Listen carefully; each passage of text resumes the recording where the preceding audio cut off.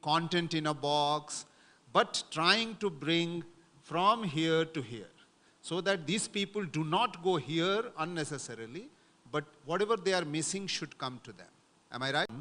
And then, also discuss around it, by doing that, how actually you also exercise human rights, how you exercise your access to rights. Otherwise, your rights were violated without access, let me go to Sadiq first. Let's go to the faraway place from here first, which is Accra in Ghana. And Sadiq, you can introduce yourself in a couple of lines, and then you can say what exactly you do, how do you do to enable local unconnected communities have access. Thank you so much, and thank you for being part of this session and my wonderful colleagues. My name is Sadiq Shahadu from Tamale, Ghana. I am currently the executive director and co-founder of the Dagbani Wikimedians User Group. Dagbani Wikimedians User Group is a young non-profit organization and a language affiliate of the Wikimedia Foundation, currently working to support 16 mutually intelligible languages spoken across Ghana, Benin, and Burkina Faso. Beyond that, I also currently serve as a community specialist with the Wikimedia Language Diversity Hub, and I've been a Mozilla Open Leaders X Fellow and a Wrangler for the Mozilla Festival. I've also been involved in the Rising Voices initiatives for some time now, working on research and also hosting digital security activism workshops in Ghana. For this session, I'll be talking more about my projects, very exciting projects that are, supporting young people, especially people from rural communities, to access rich digital content without the need for internet. So I'll be focusing on the Internet in a Box device that I've been working on at the moment, and also Moodle Box that we have recently localized the name to Sopala. Sopala means innovations in Dagbani. So Sopala is an offline platform that provides open educational resources to students and teachers across northern Ghana. And we are implementing this project with a colleague from the United States of America, and it is built on QX platform. It works very similar to the Internet in a Box device, and I will be sharing more about the differences between these two products and how it has been very useful to students in northern Ghana. Thank you. Why don't you go ahead and give one example of one community, that how did you build the internet in a box or a content in a box, and how did you actually made it operatable at a community level to access? All right, thank you. So with Internet in a Box, in 2019, I was searching online to see if there are solutions for offline access to online resources, whilst I was working on building an open educational resources as part of the Mozilla Open Leaders X program. And I found Stephen at QX, who has already published a lot of information about Internet in a Box. And I reached out to him, and he delivered one of the devices to me. I was amazed when I connected it. So Internet in a Box is built on Raspberry Pi, and it's you can actually localize it. As I'm also an ambassador for the project with QX, which means I can create my own local content in the language that I want. But if you have access to the Raspberry Pi, they have projects like Wikipedia, Khan Academy, and TED Talks that are accessible for free, and you don't need any internet connectivity to access those online materials. Offline materials, sorry, but they are digital content. We have videos, audios, and also text. So the whole of English Wikipedia is on the Internet in the Box, and how you can access it's just to connect your Wi-Fi, and then there's going to be like a hotspot that you connect. You can connect with your mobile phone, tablet, or a laptop. And if you are able to connect, it's just like being on the internet. You'll be able to, which has like, it looks like a keyboard. So when you have the Moodle Box, all you need is just a screen or a monitor, and then you'll be able to connect offline. It plays two roles. One, you can have access to the Moodle Box content. you can, as a teacher, you can create courses on the Moodle box, which is purely going to be offline. The other side of it is you can actually use it as a normal standard computer. These products are different products, but they are all built on the Kiwix platform. I don't know if all of you already know how Kiwix works. So it provides like offline access to any kind of content for people who have very limited access to internet, especially rural areas.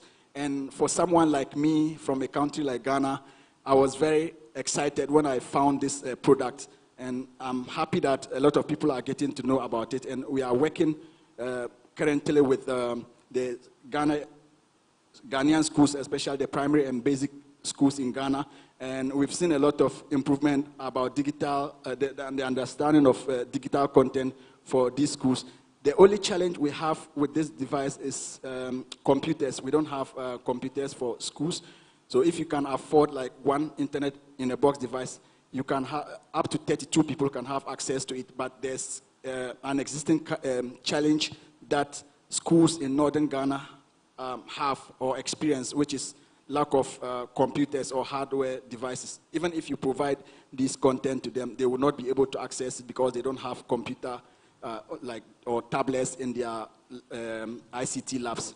So that has been the challenge for us. But I'm happy to share more about how you can also join this community and how you can benefit or probably distribute this kind of resources in your local community. Thank you. Wow, great. So I was just thinking that rather than going back to Accra, why don't you stay back in India or Nepal for the next 2-3 months to take the Moodle in different schools and villages. I'm not kidding, but yes, this is something that this is a good do-it-yourself kind of session. So what you're saying is that the keyboard-based Access Moodle content can go to already existing Access devices, right? So as long as you have Access device, whether it's a Raspberry Pi or anything, then you can connect this. I'm sure many of you would be watching Netflix offline in the flight, right? Or so basically the watching or experiencing content offline is one of the very strong underestimated format that we know, because we live in more like an online real world. We think that everything has to be available all the time, everything has to be real time. Actually, in unreached places, we can literally take content offline and create an environment of access to information in such a manner that learning can go to the people.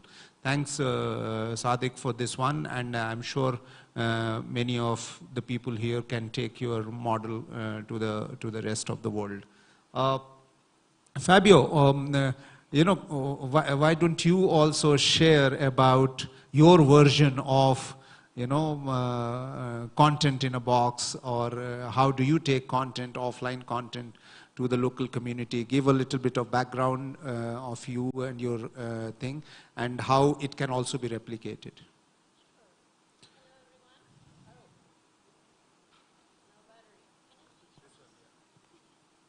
Can you hear me now? Yeah. Great. All right. Yeah, my name is Fabiola Maurice, and I work for the Guardian Project. We are a collective of designers, developers, and digital security trainers. And one of the things we do is to create tools to give people access to information, regardless of connectivity. So we work hard to leverage the technologies people already have in regions where internet is too expensive, or not accessible, or unreliable, or regions with governments run shutdowns to cut access to information for civilians. So one of the technologies we've been working on is called the ButterBox, and it's also a Raspberry Pi, which is a mini computer, a very affordable computer, around $35. And this ButterBox is an ecosystem that provides access to information and services for people that don't have access to the internet, whether there is a natural disaster or there is an internet shutdown, power outages.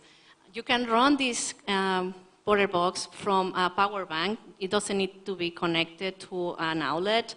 You can run it from your backpack, And basically what it is a hotspot that people can connect to using either a phone or a computer. And it gives access to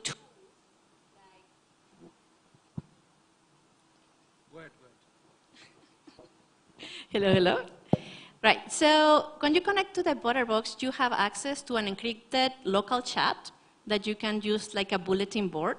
For example, this year there was a devastating hurricane in my city, in Acapulco, Mexico. There was no power and no internet.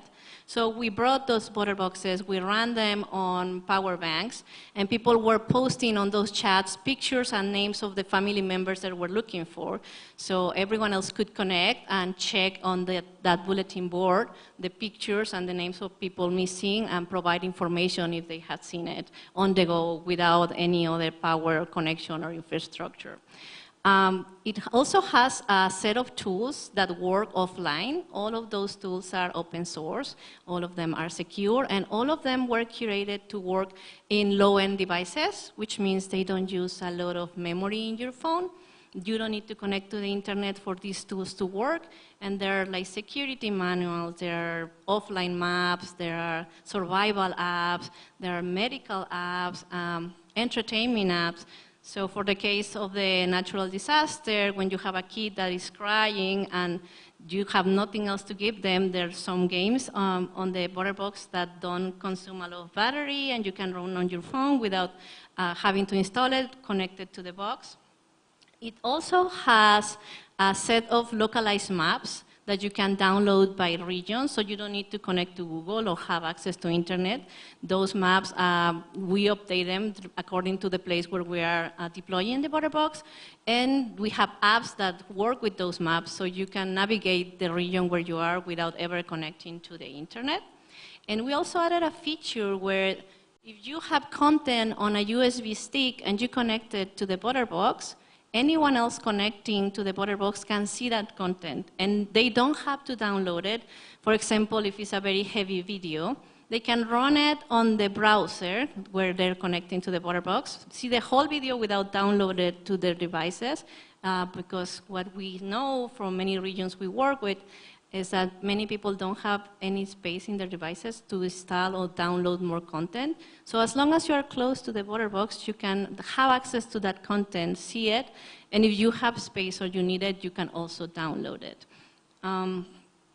The last thing we've done with ButterBox, which is very exciting, is that we translated to 6 indigenous languages from Latin America to give inclusivity and access to this information and these tools to people from Mexico that speak Nahuatl, people from Colombia and Venezuela that speak Gambiano and Wayuu and Nasayuwe. And what we learn is that now people are adopting these tools not because they need them or they think they need them, but because it's the only digital tools that they have seen in their languages. And by doing that, they are adopting digital security tools included in the ButterBox, and then they're adding to the set of tools for protection, and then they're more curious about learning of other tools that are available in the languages. And because they're communicating with those tools using their own languages, that adds another layer of security against bad actors. So it's been a very interesting process of deploying and learning from different communities that are using the ButterBox. But we also put all that content on our website. So you don't need to get the device from us. You can use devices that are available in your areas that are very affordable, and then you can just download all the instructions from our website to create your own ButterBox and have access to all those tools. Wonderful. So you said that ButterBox costs not more than $35. So if I pay $35, I get those photos. I just saw small little device, and I can connect through Wi-Fi to the Raspberry Pi or whatever system that I may have. But when I connect to the ButterBox, what content do I get? Your content I get. Can I customize and put in my content? That's a really good question. Yeah, ButterBox is a hotspot that is going to give access to whatever information you put in it, plus the tools that we already put in it, like digital security apps, training apps, maps. But if you connect a USB with your own content, anyone connecting to it can download it. Now, if you bring a ButterBox to a place where you connect it to the internet, it updates by itself, and then you can bring it back to an area where there is no internet and bring those updates to the people that connect to the box. So in other words, ButterBox also is a local hotspot, Yes. but also linked to the server space. So if I am, as a user, if I am putting my content, it can go back to the server and update it, and I can create my own box. Or let's say, ButterBox Nigeria, ButterBox My Village, or whatever. And I can put my content. Is that right? ButterBox is going to be your server. It's a small server that is local. But yes, when you go to a place where the ButterBox can connect to the internet, all the apps inside and all the content we put in it, if there are updates, it's going to update by itself. Okay, so my question is that, does it have both ways? It is not only giving content, but it can also generate content and put it. That's what the question I'm asking. All right, so the settings of the ButterBox is the offline chat that is already in it. Okay. And then all the tools from F-Droid, all the open source tools that we put in it that can, depending in which region you are, you connect to our web server and then you download the maps you need. And then when you go back to the regions you are deploying, you're going to have access to that information. But that's your server. It's like a local mesh that you connect to other people. It's not connected to any external server, and it's not... And let's say if I am in a local area of about 500 household, and I buy about 20 of them, and then, so all of them can connect to each other? Can I yes. become a mesh? Exactly. They can speak to each other across all the ButterBoxes. Okay, so great. So if we have $35 is not too much, and we can buy a multiple, and we can connect the local many villages and households also to Yes. each other and chat with each other, talk to each other, They and so can on talk and so to forth. each other, yes. Oh, wonderful, great. Thank you very much. You are going to get some order from us. Yeah, so let's now go to the countryside. Since you are also the host, since the event is happening, I thought that I will come late to you. First give chance to the people who are traveling. So Melina, she is part of an initiative called Hello World. I am a great fan of Hello World because the way they take internet to the remote areas is quite fascinating. And they do not only bring the internet to the community, but they have a very strong community-oriented approach to manage, run, and use it. So, Melina, why don't you tell us some stories? Yeah. Thank you for the nice introduction, Osama. So, yeah, as you said, as being the host, I want to first welcome everyone here. So, talking about the work we do here in Nepal, so first of all, I will introduce myself. So, I am Melina Seaula. I am working as a team lead for Nepal for Hello World in Nepal. And in Nepal, we work through Technology for All as an implementing partner. And so in Nepal, what we do is we are currently running this idea of Hello Hub. So to describe the Hello Hub, it's a complete package of internet connectivity, a physical or electronics device to access that internet, and a sustainable clean power source to charge those devices as well as the internet. So internet is the first thing we provide. So it's free, unlimited internet. It's available to everyone. So like basically hub is a small space. So in that space we have 6 tablets and a laptop, and that can be customized as per the community's need. And then with that we have the internet setup. So there's a Wi-Fi hotspot. It works inside the hub, and so like few meters around the hub as well. And that internet is accessible to everyone. You can access that in the tablets or the laptop we provide in the hub, or like your own personal devices. It can also be used to access the internet. And since there is electronic devices and the setup, it needs power. So we have solar panels and the battery setup to charge those devices to run the Wi-Fi 24 hours a day. So that is the setup we make in the communities. And for that space, we have different approaches, like that is also based on the community. So as per the need of the community, the resources available in the community, we make them in like sometimes in a school classroom, sometimes in community hall, sometimes in like old space that is already there. We renovate them and like set up the hub there. Sometimes when there is need, we even build a new structure for the hub as well. So that's the hub. Then what we have in the hub is community support officer. So we call them CSOs in regular basis. So the community support officer is a local person who is appointed to manage and run the hub.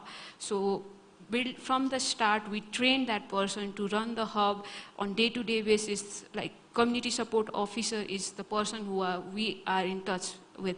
So for the updates and everything. Even when building the hub, like we don't build the hub. So we are there to facilitate the process only. So we bring the equipments, then we gather the community members, and then we train them to build the hub. So we start from like zero basics of the connection, the wires, the connectivity, the router, and everything. We start from the zero. We teach them about the wire cutters, the solar panel, the battery, how it works, what we are supposed to do with which device. So all of that we teach them. So like if we have a specialized team of engineers to build the hub. Like if we are to build the hub, it's like 2 days we can have the hub set up and running. But since we train the community members, we take like week or two to finish that building, because we train the community members, we make them like do it themselves. So that space that belongs to the community themselves, and they have that sense of ownership for that space. So once the hub is there, the internet is there, CSO is trained, it's there, then we run training sessions for the community members. Since we work in the areas where internet has not been there before, so they are new to internet, they are new to tablets, they are new to devices. So we teach them from the start, like what the internet is, how you use the internet, how you connect that internet to your devices, how you do a Google search, like how you open up a Gmail account, how you send an email. So we start from those basic. We train the community members on that, and once they are like capable of that, we then move on. Like we move on to advanced trainings, like coding, maybe network. So like it depends on the community, what they want and how they want it. So this is the program we have been running, and the main focus for our programs are the community.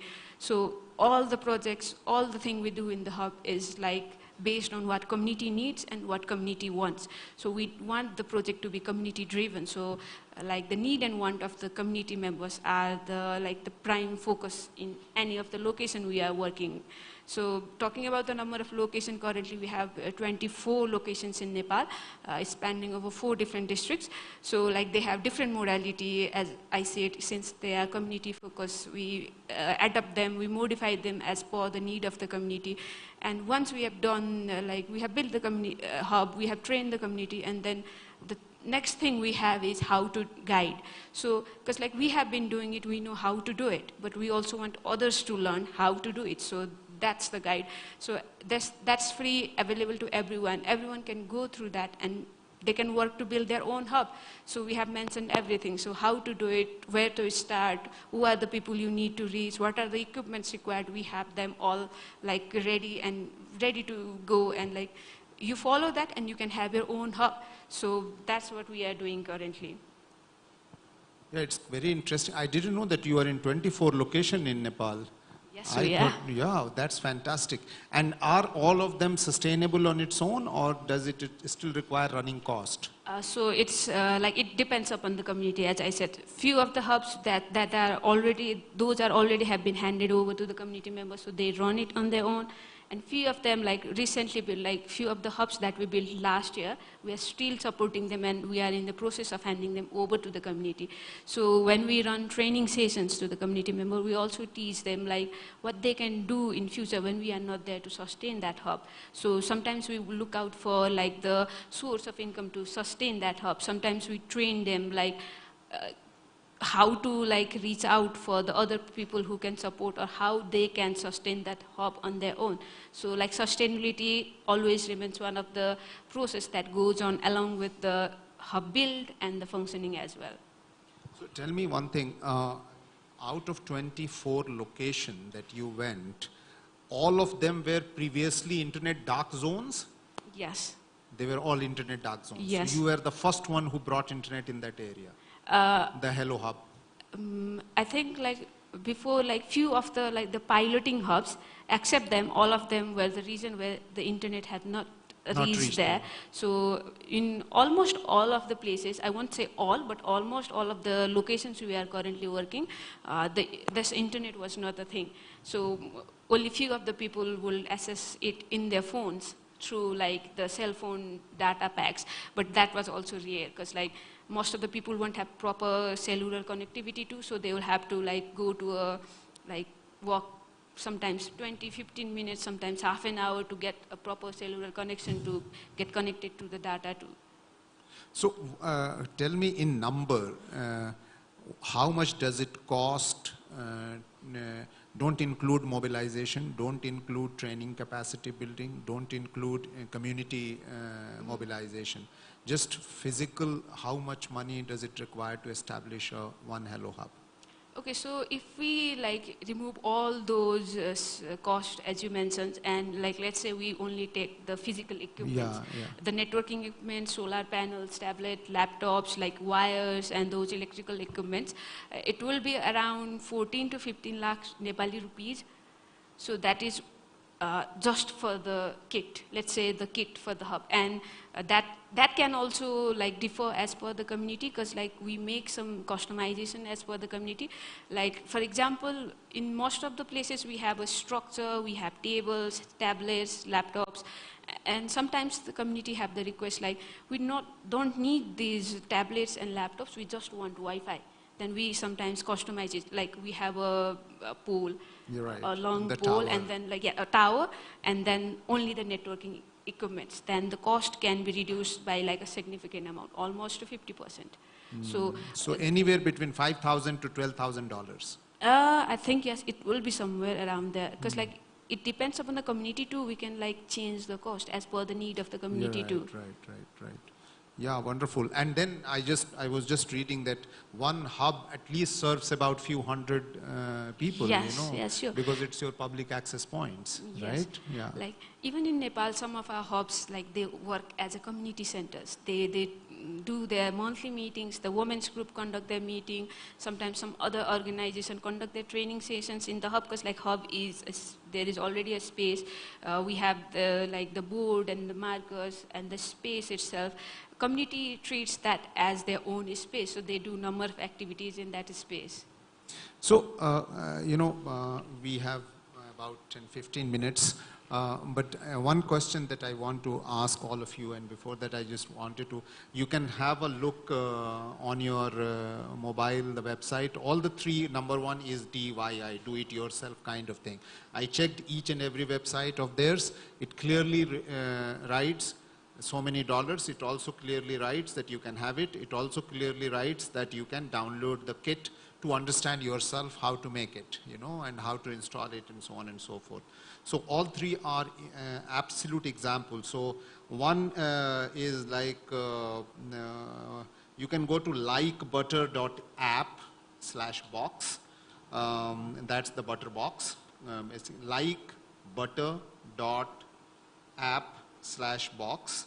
The other is projecthelloworld.org.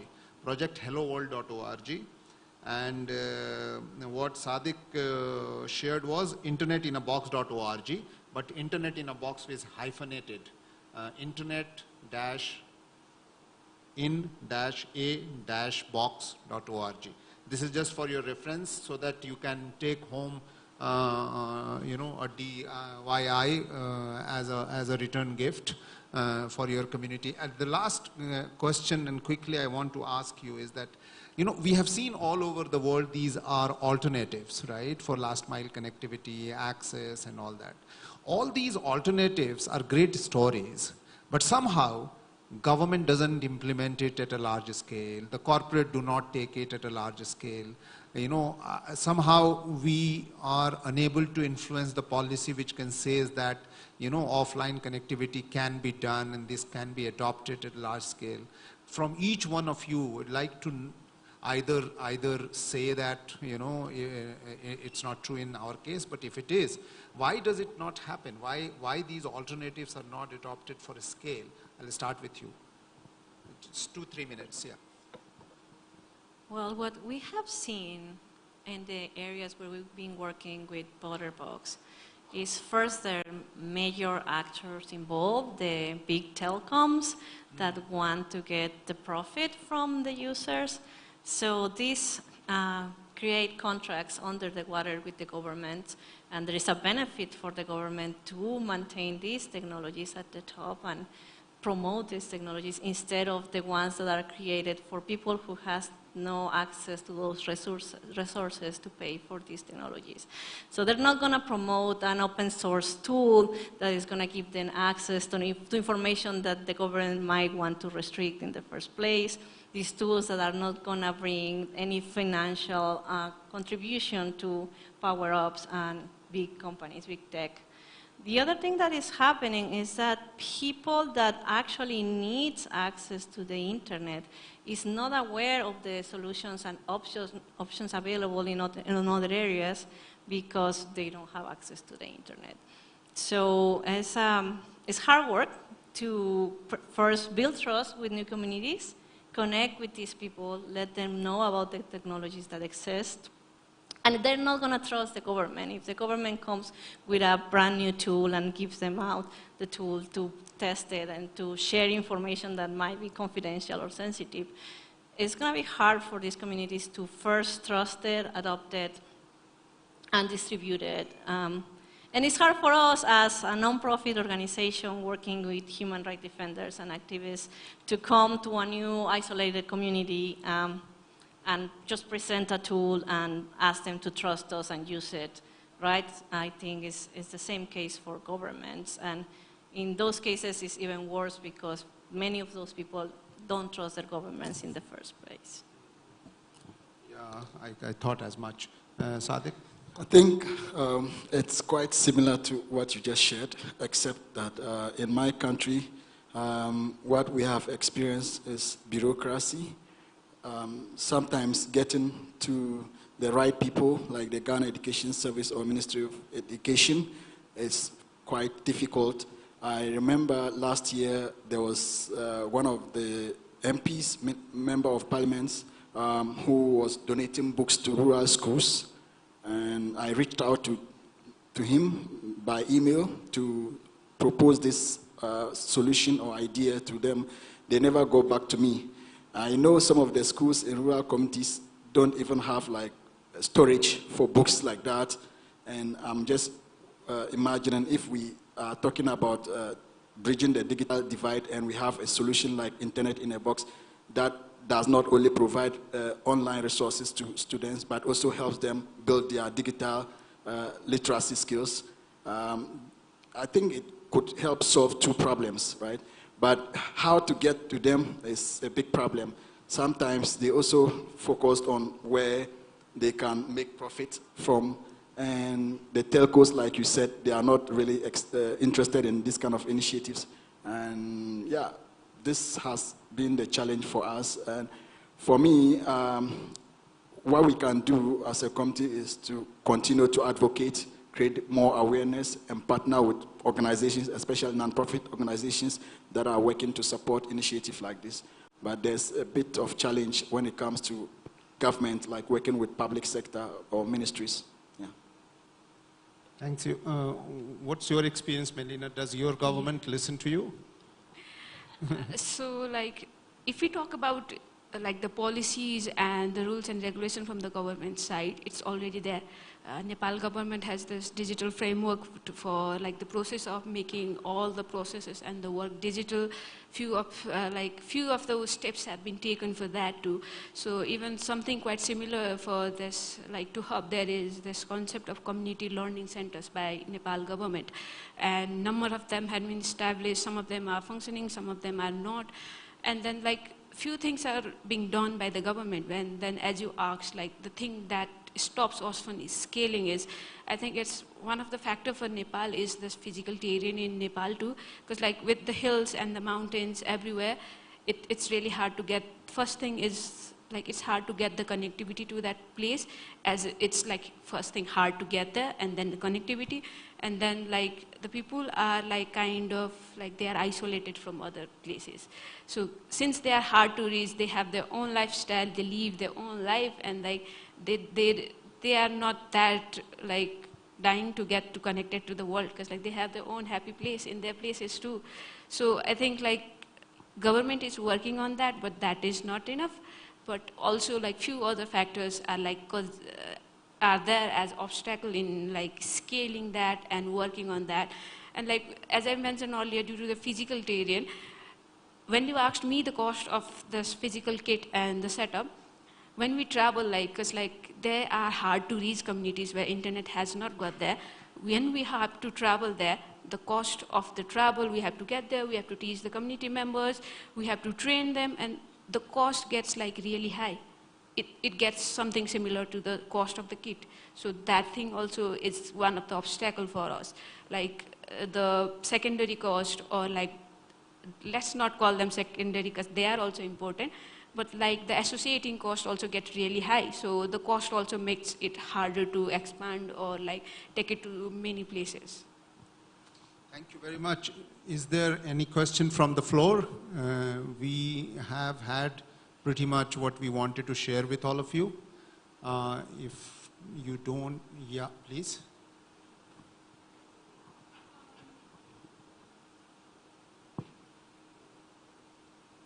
Please introduce yourself.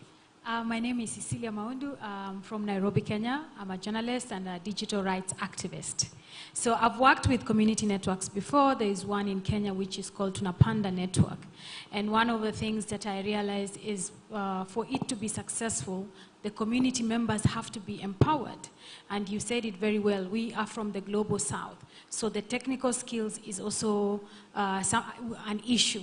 So to the panelists, what are some of the things that you do when it comes to empowering the community on technical skills, and also additionally when it comes to the issue of gender, because we know women in most cases are, how do I say it, are not part of the equation when it comes to the issue of technical skills. So how do you make sure that everyone is involved? Thank you.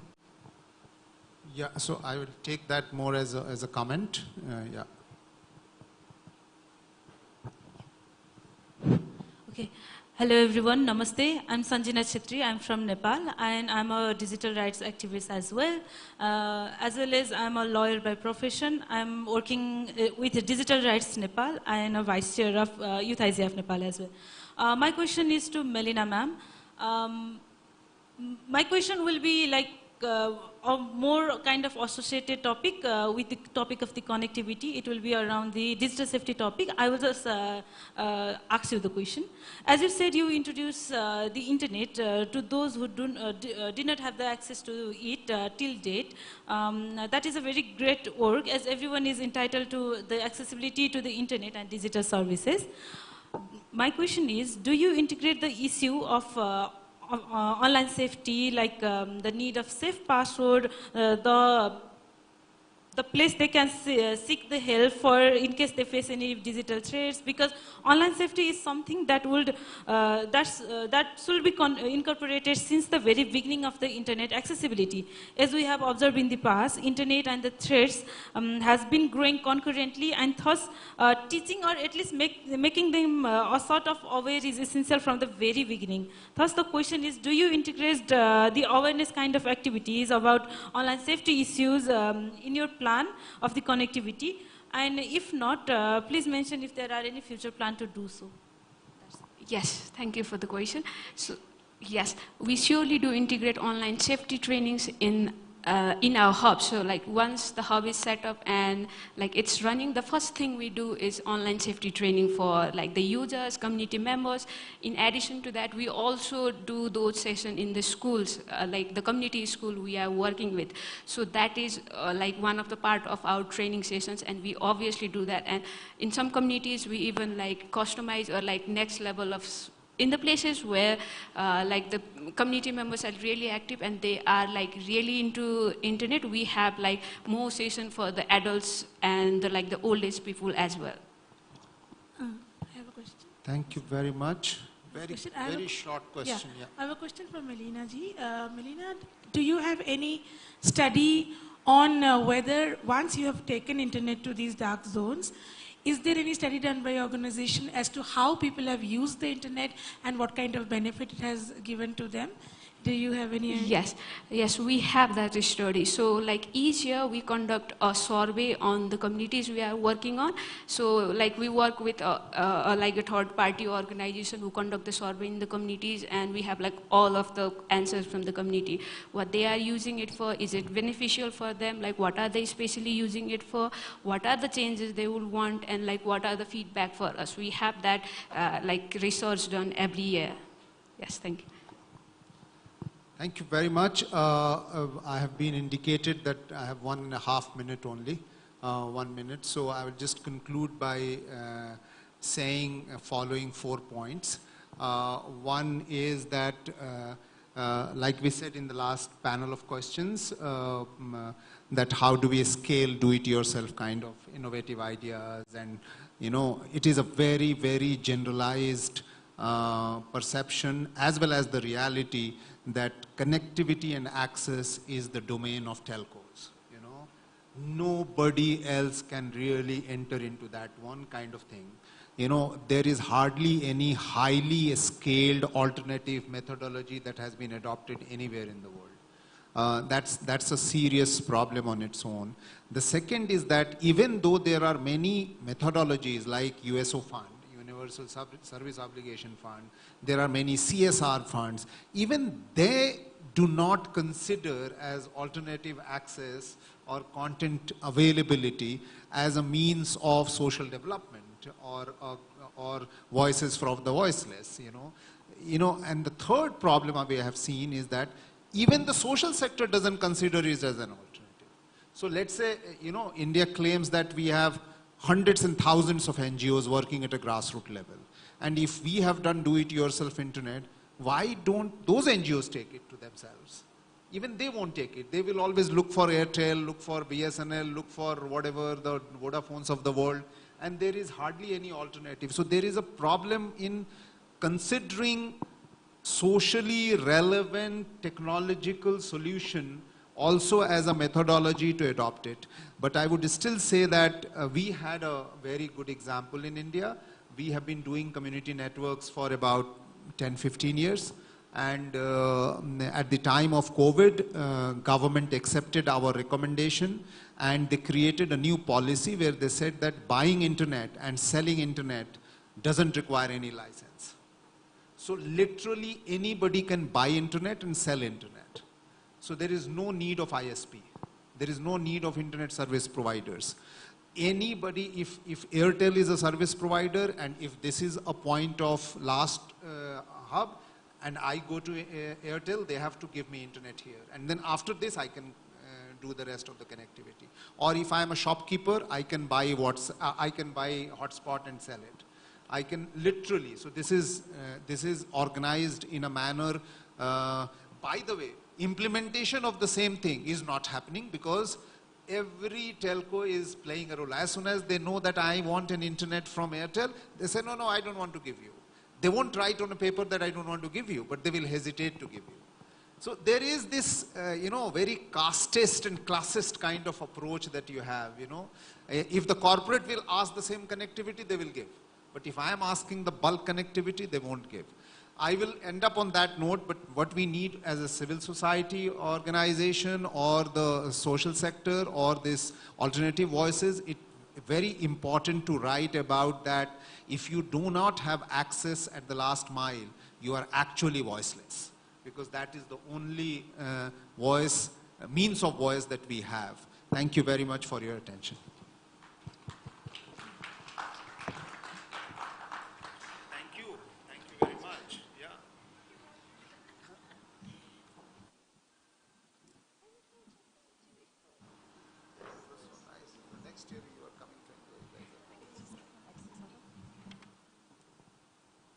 Thank you all. We have a 5-minute break, and then we'll be starting with strong female leads, which I know you all want to listen to because it's going to be fantastic.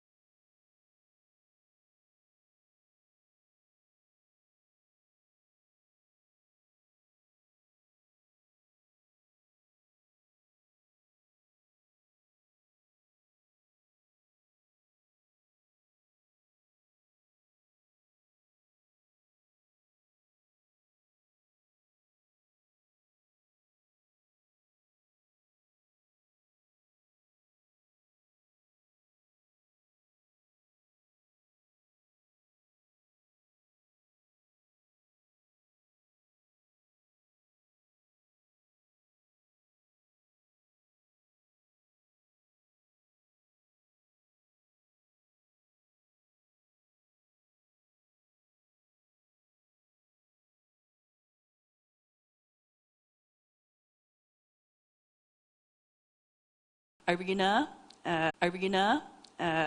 Matvienko.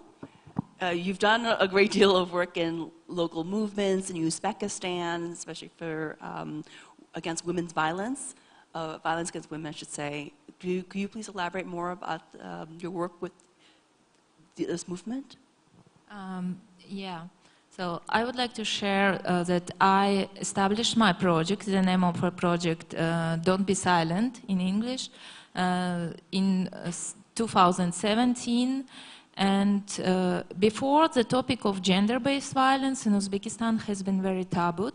So it was due to political reasons, due to political landscapes, etc. But when our new president came to power in 2016, he started a lot of different reforms, but this topic still not been covered by media. And as a journalist, I noticed that, of course, if cases of gender-based violence happens, so media write about it.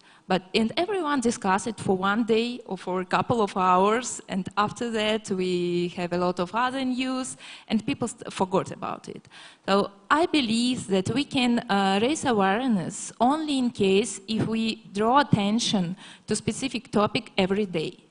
And I opened a page on Facebook, and I led this page anonymously because those time I was afraid. Maybe it's still prohibited to cover this issue. And I started to publish different information about gender-based violence. I tried to find stories, and it was difficult. But finally, yeah, I remember I paid, it seems to me, $5 or $10 for advertisement, because I have, of course, a huge network in Uzbekistan, but I couldn't tell my friends, just follow me, this is my page, like it. But I must involve more people to my project, so I paid for advertisement. But finally, after half a year, our president raised this topic, and due to power relations in Uzbekistan, all topics raised by our presidents, they became mainstreaming at the same time. So yeah, and I could maybe open my face and tell everyone that I led this project, and I led it for 2 years alone. And I remember when I first time at Burnout, it was a new experience for me, but I spent hours trying to explain people that it's impossible why it's shame to blame women, why we must support each other, etc. And it was a very interesting experience. For 2 weeks, I couldn't take even phone in my hands. But after 2 weeks, when I finally opened Facebook, I noticed that someone blamed women in comments, and followers started to blame this person. And I realized that, yeah, I changed the society. Because even 1 month ago, I did it myself, and no one supported me. And now we have a community, and we have a huge community. And sometimes when I see in our social networks comments that someone starts to blame women, I just say, oh my God, crazy guy. Let's wait for our followers, girls. And yeah, it's funny. But I think our this topic to share our activism and how you describe your involvement in movements, not just in person, but also online, and your support for that.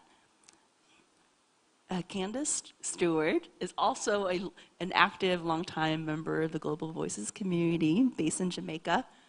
And she's been telling stories and highlighting feminist stories for a long time now. Can you please describe the process of your work and the role you play in spotlighting the stories and focus on women's voices in Jamaica and elsewhere?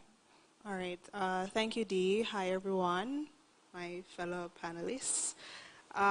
So as Dee said, I'm Jamaica, and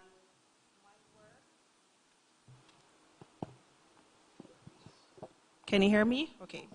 Yeah, my work is, I'd like to describe my work as informative, exploratory, and educational, and it's critical in that it's personal, not just to me, but to other women, and let me explain.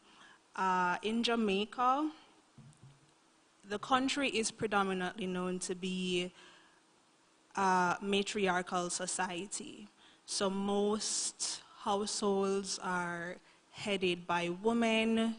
If you go into the workplace, about 60% of your managers will be women. In 2023, last year, our parliament had about 29% being women, and if you look throughout the sphere or the spaces within the country, women are in the lead in some way, shape, or form.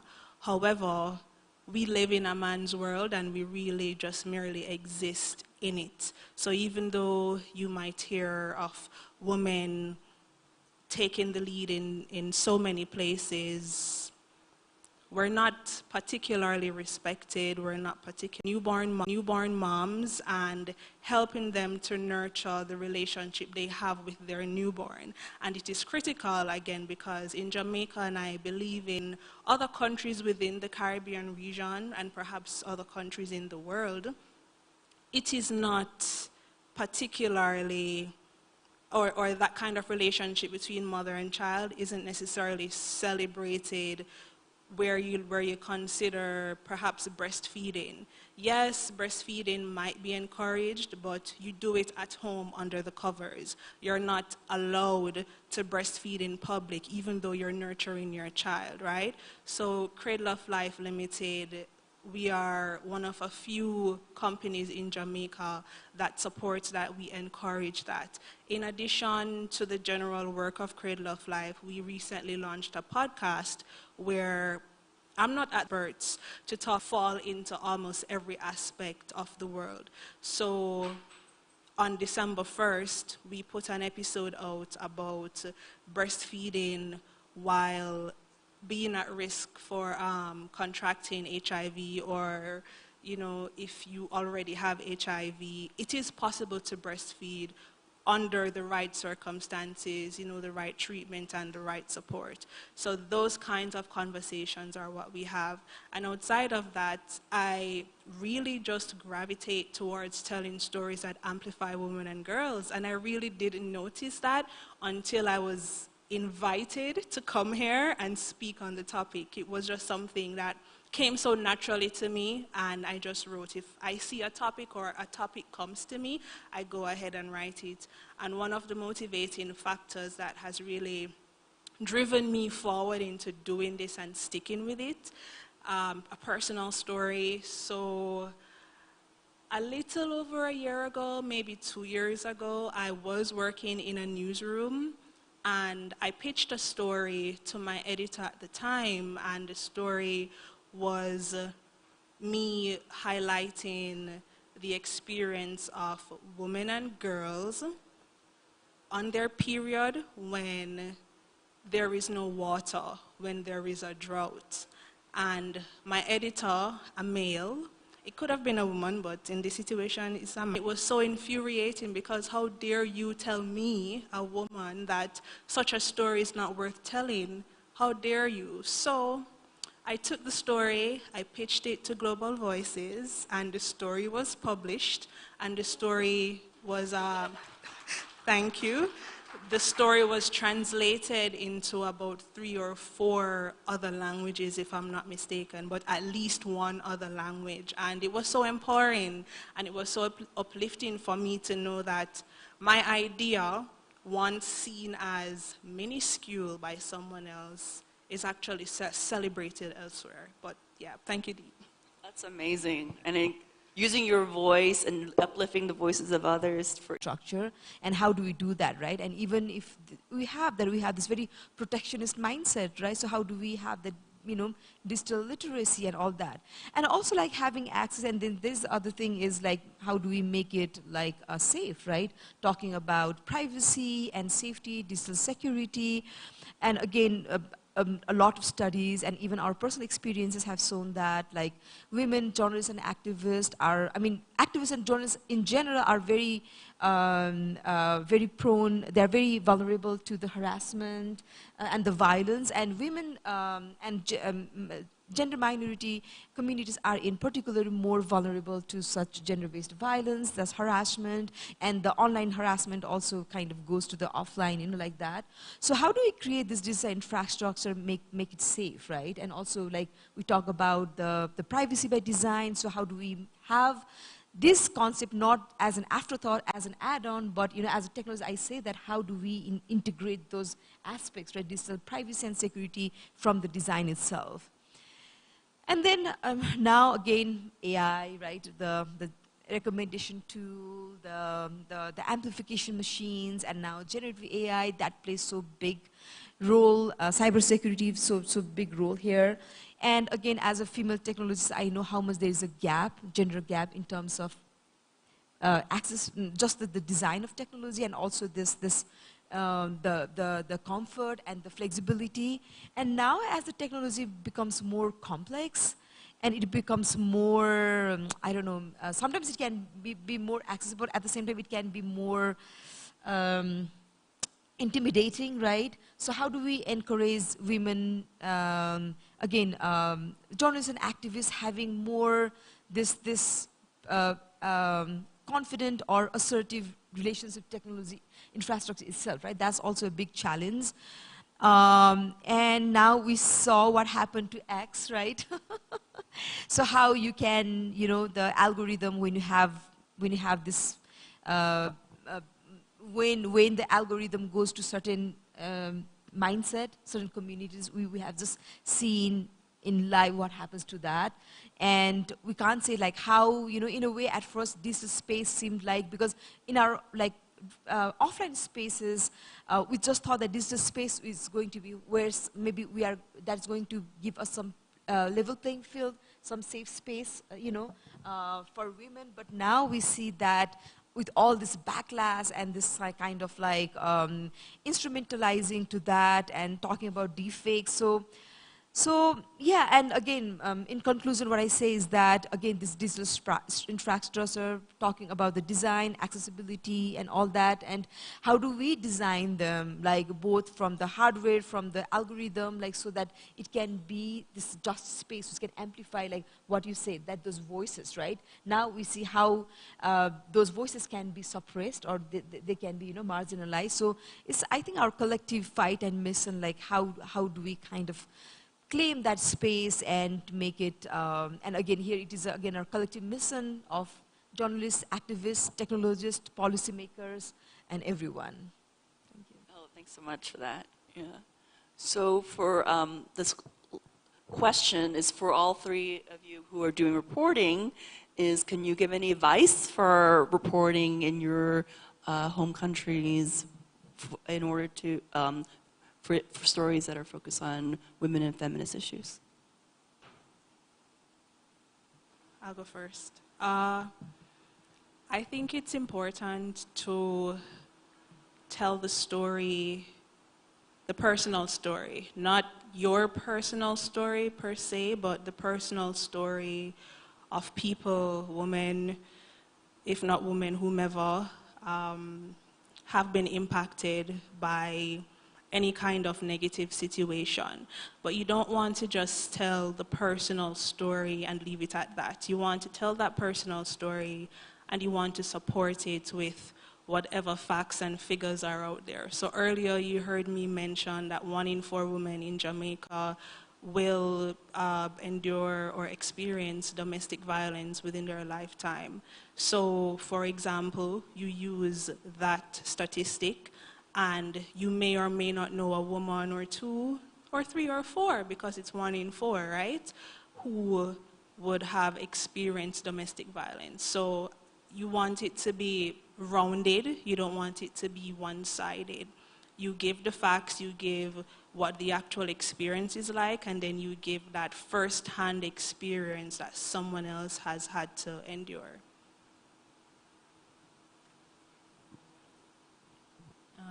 Well, I think if, for example, if I could give one advice to journalists who cover women's issue, to women's rights defenders, I would like to tell, take care of yourself. You must be on the first place.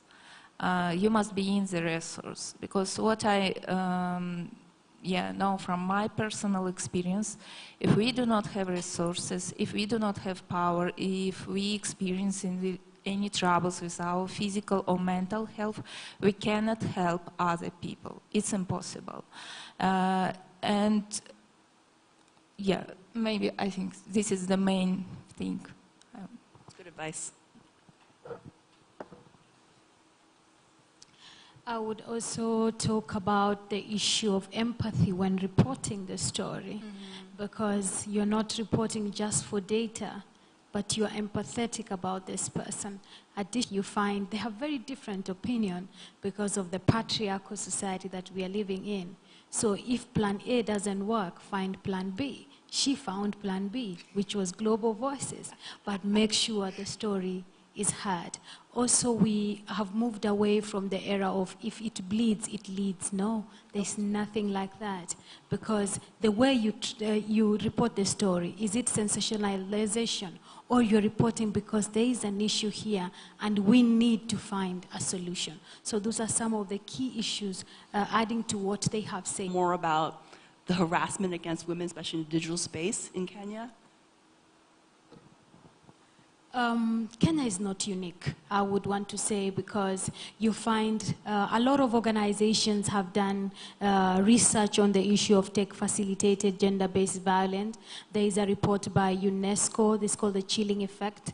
Journalists, women journalists around the world are going through the issue of online harassment. And Kenya is one, they're very vague. You find they don't define what is cyber harassment.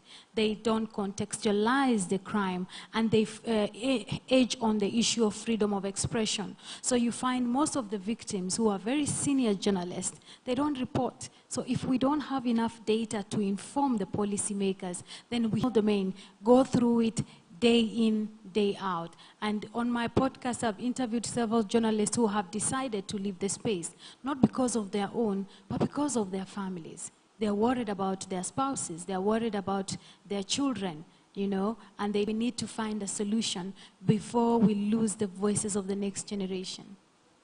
Oh, that's really powerful. Now I want to open up to the panelists and see if you have any questions for each other.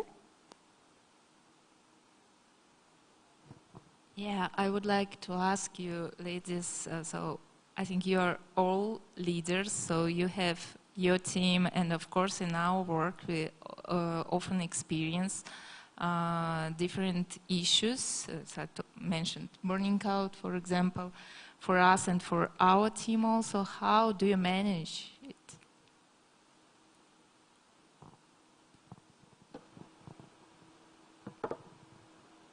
You said, how do we manage? Yes.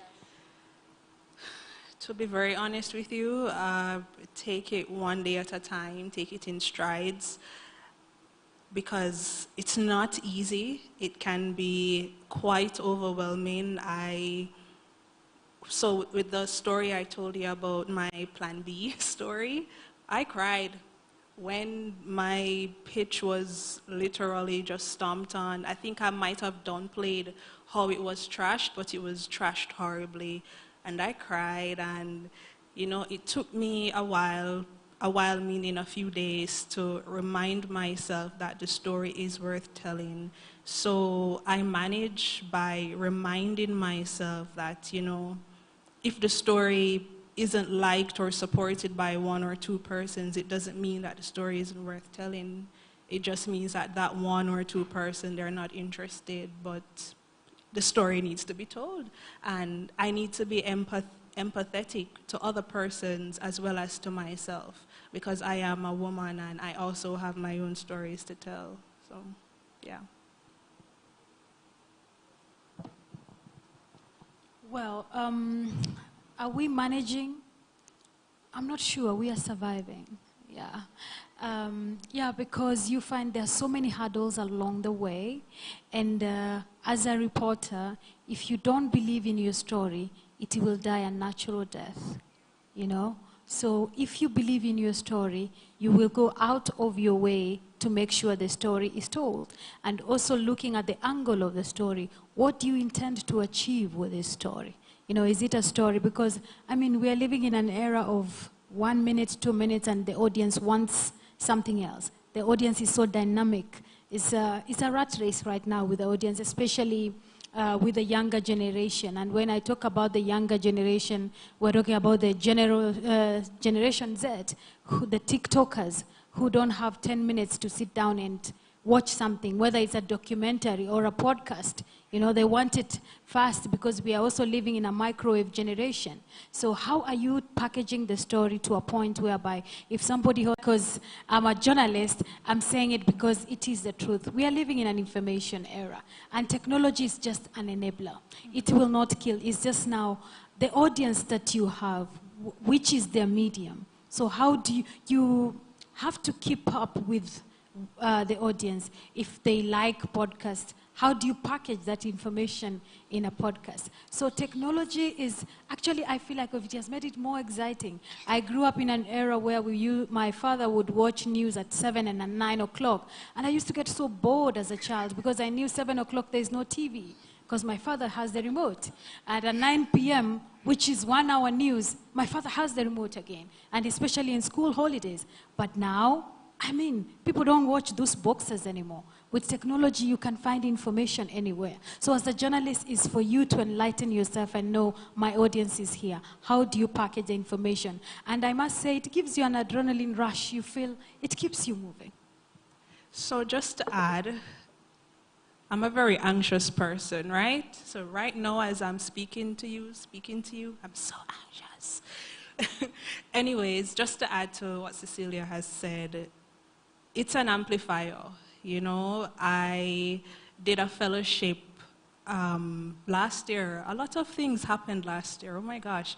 But yeah, I did a fellowship last year, a climate justice fellowship, not Global Voices though, Climate Tracker. And a part of my tasks included hosting new media events. So I had to host an Instagram Live, for example. I had to cover Instagram Live events and contribute to newsletters and all of that. So it's just another way of telling the story or resharing the story, emphasizing what was already said. And then when it comes to podcasting, you know, it's not necessarily a new age type of media format, but it is, at least these days, based on my observation, it's one of the more utilized formats. Almost everyone has a podcast. Even though almost everyone has a podcast, the stories are different. The way the stories are packaged are different, and that is based on the audience, and it's also based on the mission of those who coordinate the podcast. So it's an amplifier, and if we refuse to adjust to those amplifiers, the stories will die, and we don't want that to happen. And I want to add, so technologies is a tool, in my opinion, but this tool must be more safer for women. And it's, I think it's connected to the meaning, to the problem of gender-based violence, because usually the owners of big data companies, they are men, and they do not recognize this problem seriously. Just a simple example. So, for example, in case if someone, even anonymously, tries to share child pornography via social networks, I think it won't be a problem to find this person. But if someone harassed women, it's not a problem at all. It's serious. It's impossible to find him. You know, we have a lot of such cases. And for example, you know, we work with cybersecurity department of our state police.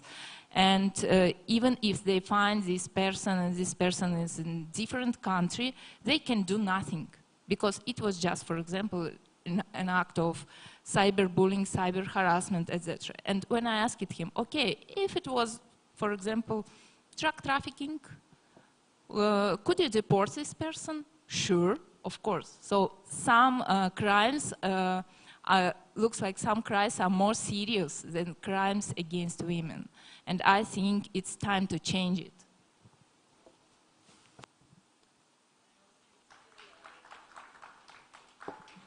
I know Cecilia's doing a podcast on digital IDs also this upcoming year. Are there any questions for the panelists from the audience? Please come up.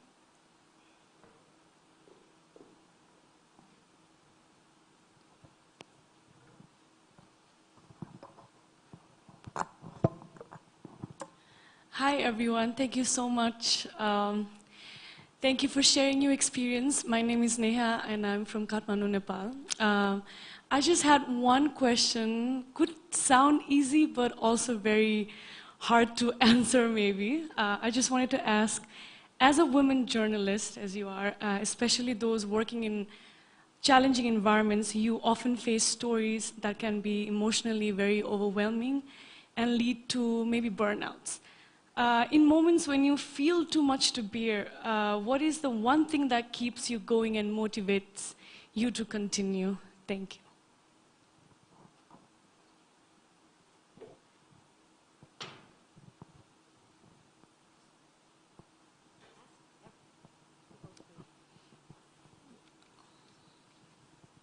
Hi, everyone. My name is Zita, and I want to say thank you to our panelists for a great discussion. My one question is, I would like to ask each of you, what is the impact that you hope to see in the next 5 to 10 years with the various initiatives that you're working on? Do you want to answer the two questions? We can answer and then we take the other question. Let me start by answering what Zita asked. What is the impact? Personally, I would want to see more women online. I would want to see more women journalists expressing their opinion without fear of victimization. I would want to see the closing of the digital gender divide. I'm hoping that we are going to see more healthy conversations online. I'm hoping to see women journalists using technology more because it is friendly, and also not only them using, them also talking about the gospel of digital technology and making sure they reap what we call the digital dividends. The other question was what keeps us going? Journalism sometimes is like a religion. You know, when you're in it, you're in it. For me, I was born to do this. It is in my DNA. So even when I wake up and things are not going right, even when I wake up and I'm trending for the wrong reasons because of a story that I did, I tell myself, it will not rain forever, you know? And someone somewhere has seen the good story I have done. Someone somewhere's life has been changed because of the story that I have done. And that keeps me going. And also there's the issue of self-care. Sometimes it's good to take a step back and take care of yourself, because we've been raised in a generation where self-care is more consumerism, which is not. Self-care could be a very good walk. Self-care could be good sleep. So I choose what works for me. The second question, the impact, I think one of the reasons I went into the field of computer science was to have this sense of play, right? Because I used to play this little dollhouse, and I was like, okay, through computer science, you know, you can have this very broad space to play. And so for me, journalism and storytelling and all these things are, again, like, how do we kind of like lessen the threat and fear that really holds us back, right? How do we free ourselves from the defensive mindset and have this more, you know, sense of play and exploration. And in the timeline, I don't know if 5 years, you know, maybe 5 years we will spend more on trying to, you know, create, you know, the playground. But I think while we do our struggle, I think we should keep on having this sense of play and exploration. Yeah, I'll say that. Well, it seems to me I already answered to the second question because really I dream that sometimes social media networks will become safe environment for women. So yeah, and I think in 5-10 years we can achieve this. And yeah, I'm optimistic maybe. And answering to the first question, well, maybe I will join to Cecile also. In my opinion, every person has its own mission when we appear in the world. And my mission is to serve people. And I believe that journalists, human rights activists, they all have the same mission. Our mission is to serve people, to serve the society, to make the life of people better. And if you find your mission, it's much easier to deal with different problems. It's much easier to continue because it gives you a power, really.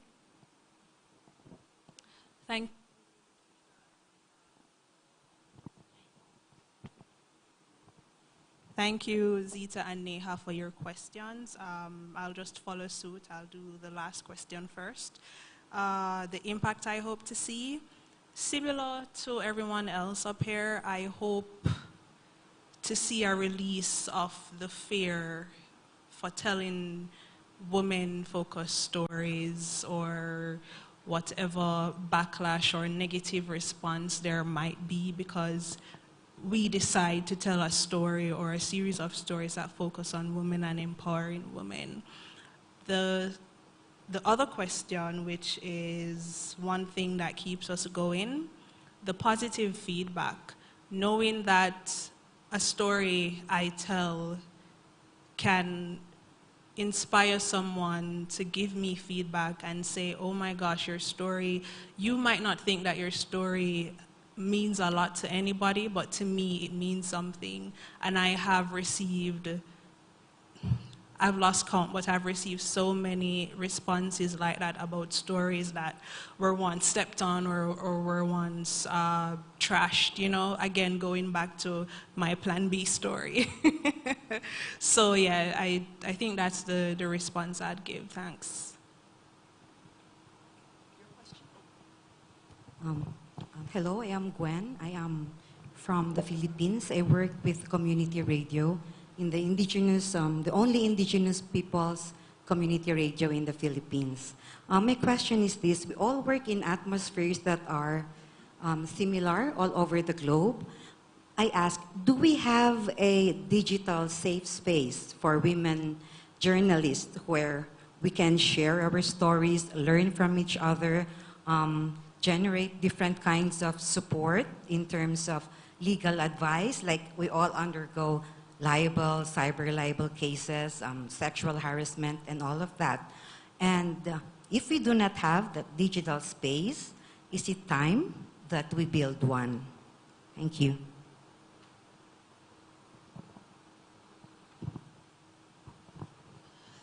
Thank you. Oh, a second question, sorry. No, you could answer this one because we're actually running out of time. Investigative Journalism Network.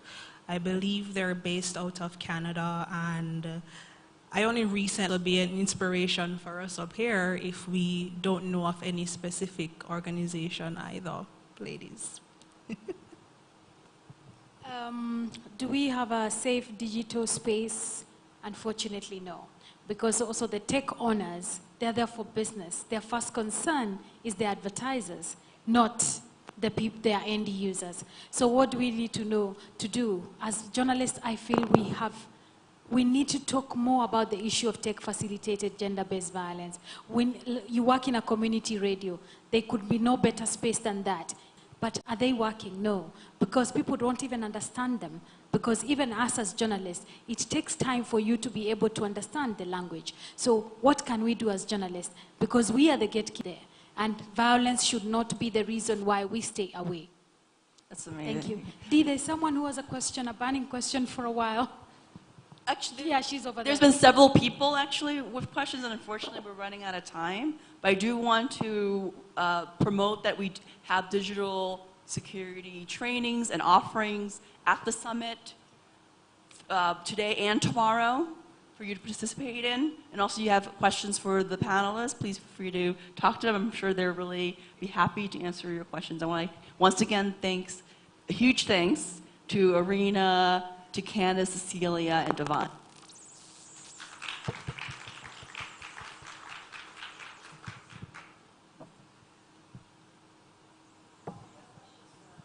Thank you, everybody.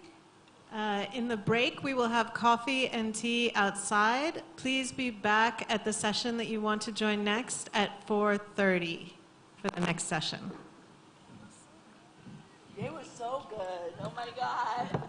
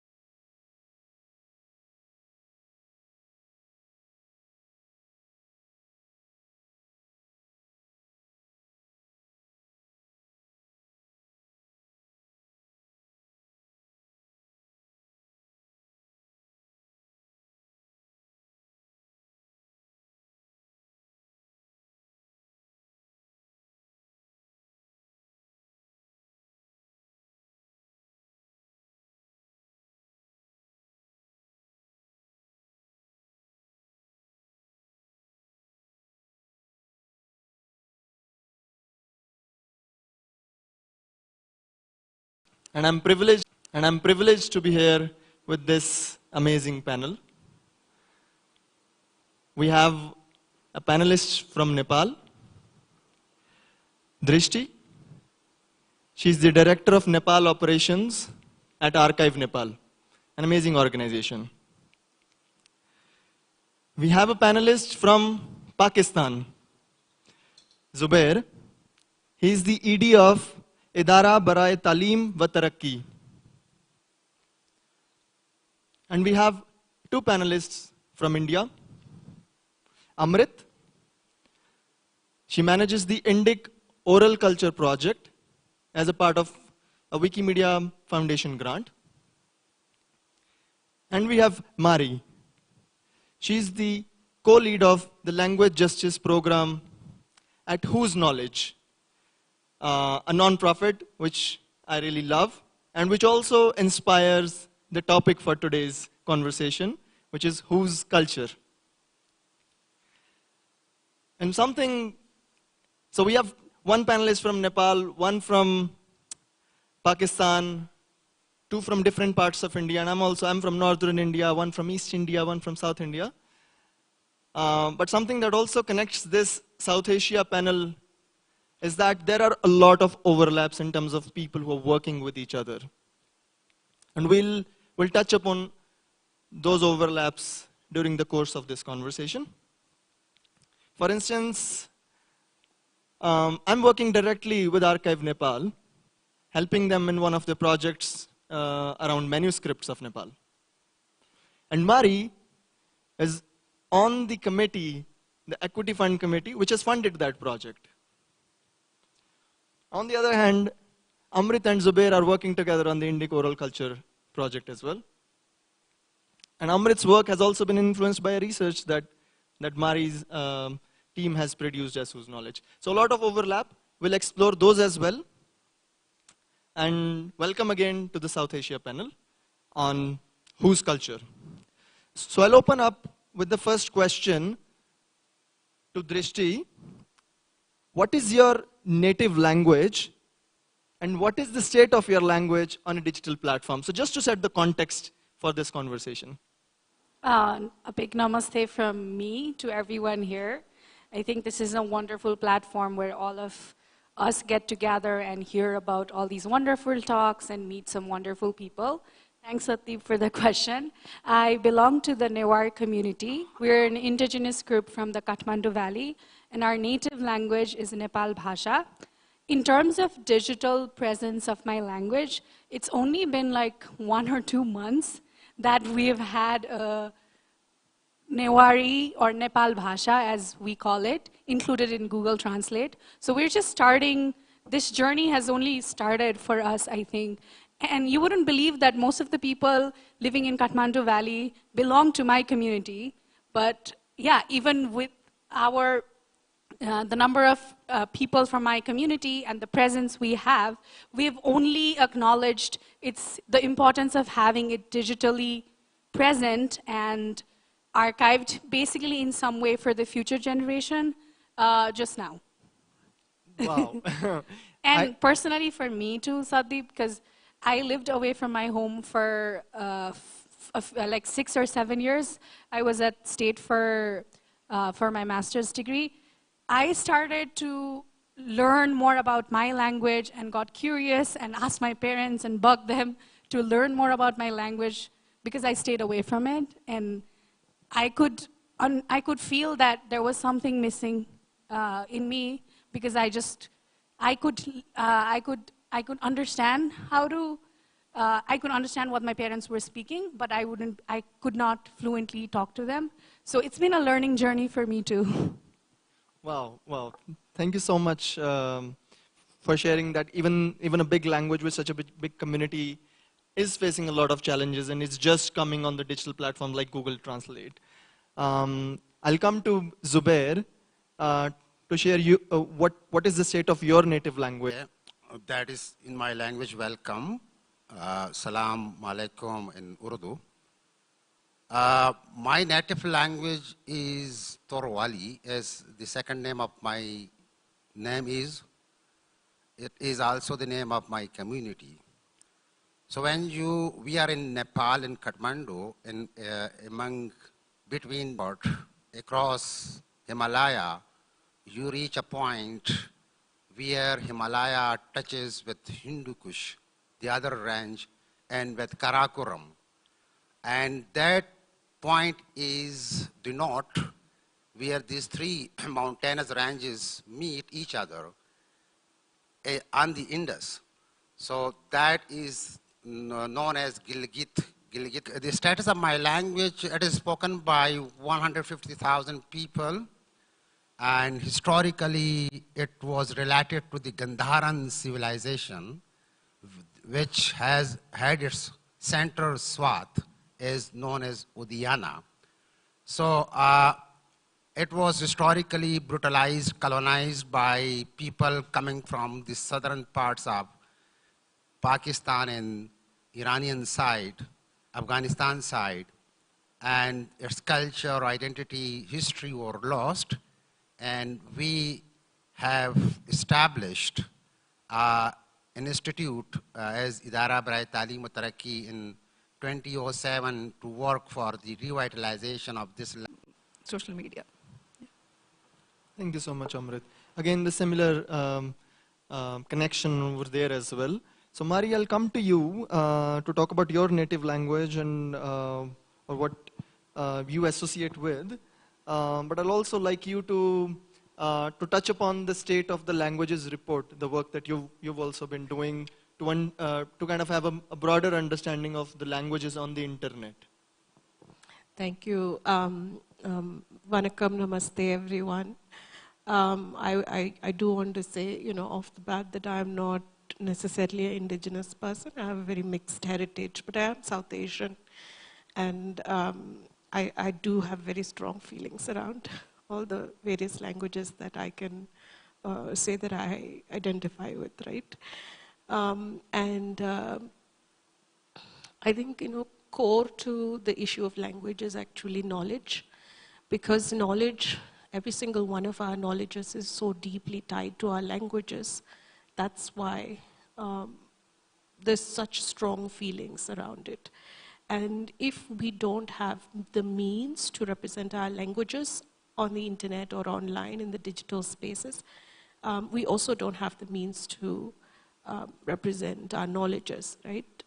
So one of the things that we really looked at, using this concept of language being a marker for the distribution of knowledges, at Whose Knowledge is we worked on a research effort to try to understand the distribution of languages online and the digital knowledge inequities online through it. So the state of the internet's languages is a report we published which outlines several kind of inequities, but really tells the story of the fact that out of 7,000 or more languages in this world, hardly 10 are really well represented. And that is a deep injustice to just about every culture that is missing out. I encourage you to look at the report, but out of this report, we also wanted it to kind of set an agenda for action for what should be done about the fact that there is a great digital knowledge inequity. And one of the things that came out, two things that came out that we are currently working on is the issue of accessibility. For example, in a place like South Asia, speaking over, I think, at least over 600 languages, and there are hundreds of millions of people with disabilities, and in particular, I think over 100 million people at least with visual impairments. How do people with visual impairments access the internet in their languages is almost a topic that has zero understanding or research that has happened. And so, a crucial kind of next step for us has been looking into how do people with visual impairments access the internet in their language of choice. Is it safe for them? Is it usable? Is it pleasurable? Are they able to produce content? Are they able to participate in an equitable way? Yeah, so this is one of the interesting questions. There have been several other questions actually that came out of the State of the Internet's Languages report, but I think I can kind of stop here, take the cue from Satdeep. Thank you so much for providing us that context, Mari. So I will reiterate, hardly 10 languages on the internet are well represented, and none of the languages that we are native speakers of here, I believe, would be among those 10. So yeah, with that, I'll come back to you, Drishti, to talk about that in this context, where languages are on the internet. What are you and what is Archive Nepal doing, if you kind of talk about any one initiative with either your or any other language and their traditional knowledge to bring it on the internet? Thanks, Satdeep. So Archive Nepal has been working with the British Council. We've received their cultural protection grant, and for that grant we have been documenting, archiving a very rare and very sacred indigenous language called the Kusunda language. The situation with the Kusunda community is interesting. I just want to give you a brief background on who the Kusunda people are. So they are like semi-nomadic people who live in the midwestern part of Nepal. And there are currently only 200 surviving Kusunda people. Most of them have intermarried and adopted a different type of lifestyle, but there are at least 200 people who are still surviving. But there's only one sole fluent speaker for their language, and she's about 60 years old. There used to be 2 of them, and she passed away 2 years ago. So now Kamala Khatri is the sole speaker of the Kusunda language, and that is the reason we were trying to document and archive this language. So for us, we were never, so I'm not a linguist, and I've never done this work before, but when we stepped across this community and we heard about this community, we realized how important it is for us to look at non-tangible heritage, especially languages. Because when you lose a language, you lose so much more than language. You lose history. You lose a big part of how you look at everything. You lose stories. So it was very heart-wrenching when we went to this community and heard about their plight. And as I mentioned, I belong to an indigenous community too, but we are like the eighth of the largest indigenous community in Nepal, and too. There are so many indigenous languages in Nepal. We are very rich in that area, and sadly, a lot of them are not, we don't have any fluent speakers, known fluent speakers, no documentation as such, maybe a few manuscripts, but there's like no one who can read it. So this is actually a very important thing in terms of Nepal, and it's high time that we actually acknowledge the importance of digitizing these languages. So as an effort from Archive Nepal, this is the first project we have taken, and we are seeing this as a pilot project that could be integrated to other indigenous language too. So I think we are wrapping up this project in February. For this project specifically, we have trained younger generation students, and we have actually invited people from other communities too who are interested to know more about this language. So we are giving them an in-person class. We are providing them online digital access. And as Marie pointed out, like accessibility is very important. So we're trying to make sure we're going to publish a few children's book in Kusunda language. So we're trying to target different generations of people, because we do realize that a lot of older generation people, they're not digitally savvy, and they're not privy to what is available, what are the sources that are available to them. So as part of our effort from Archive Nepal, we want to make sure that the digital access for people is available to everyone. It doesn't matter what age you are, which community you belong to. It has to be accessible. So I think that is the summary of what we are doing. Yeah, I'll follow up a question to you.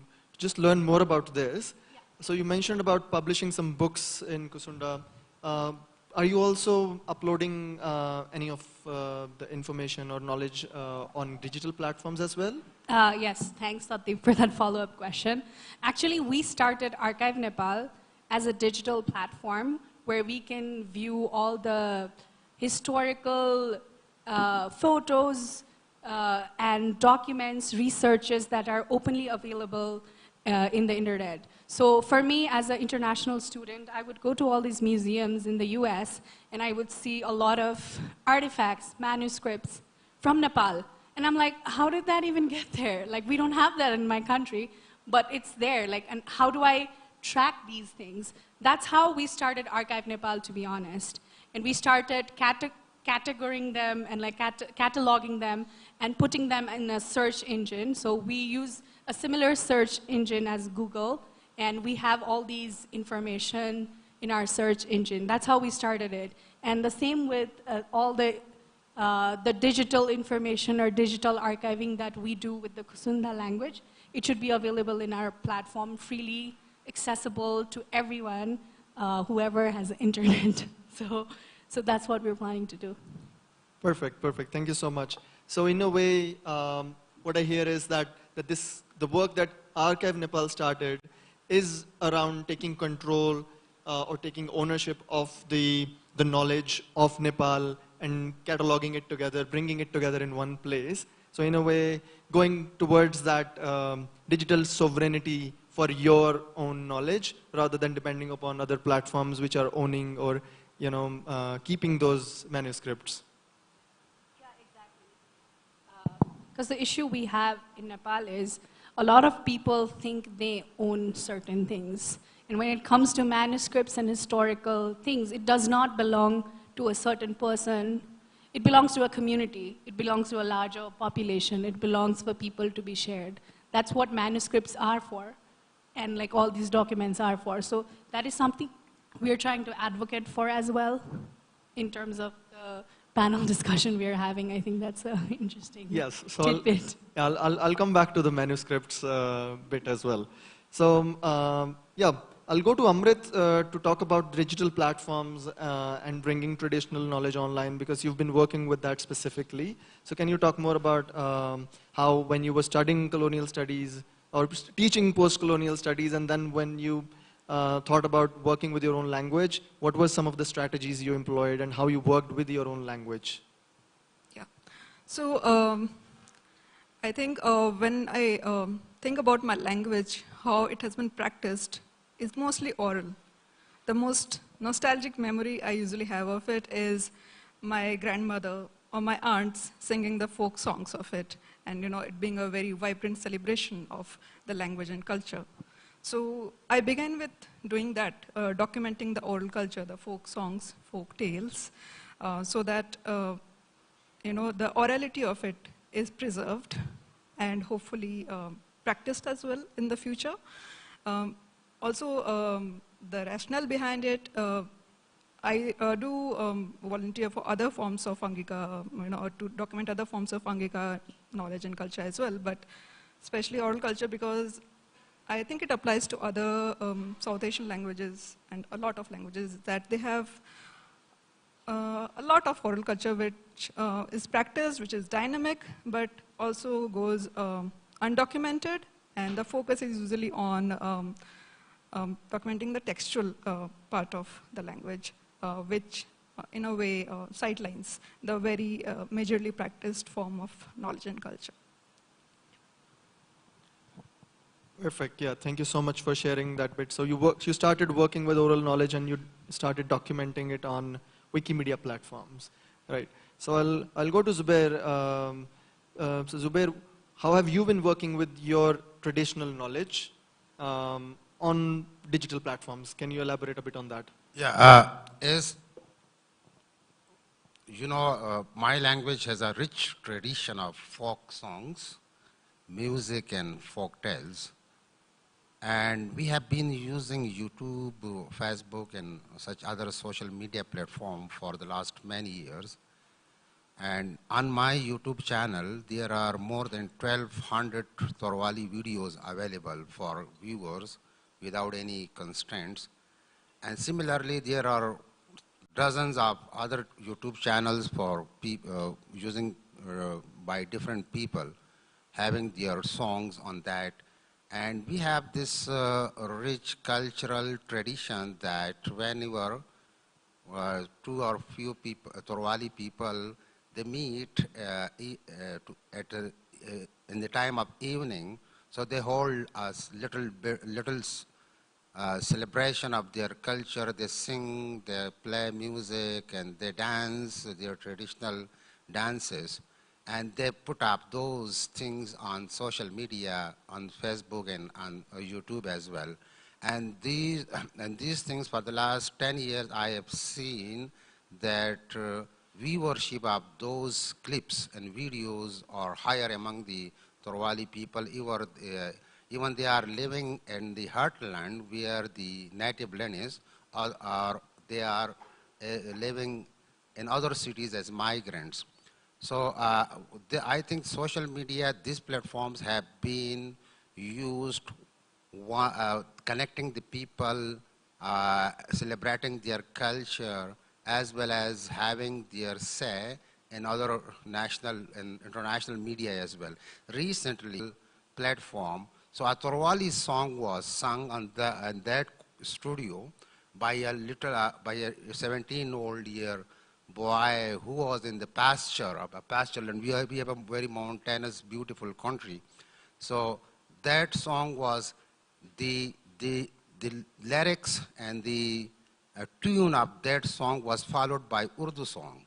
So the other thing that we have been collecting these the folk poetry and publish it in book forms and distribute among the people free of cost. As for, you see, the digital platforms are very useful tools to have a language documented and revitalized, but in some cases where there are issues of access to internet and there are issues of people don't have devices to use internet, or you have been witnessing, and you probably know that there is constant crackdown on internet in Pakistan as well.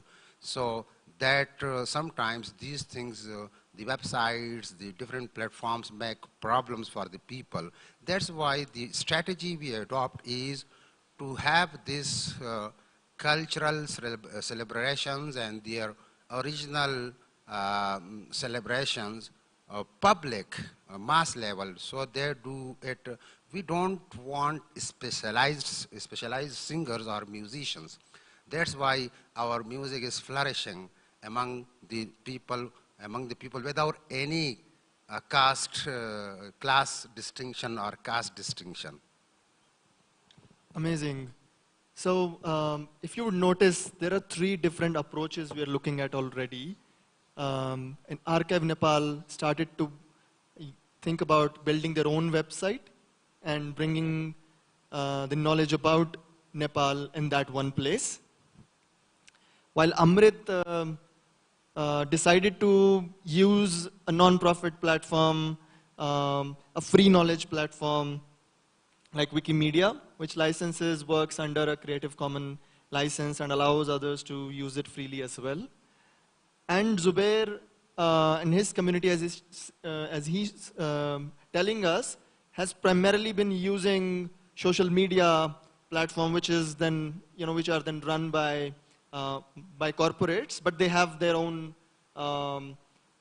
they have a lot of readership or viewership that we are able to then reach to as well. So that's also a different model. So we're looking at 3 different approaches here already.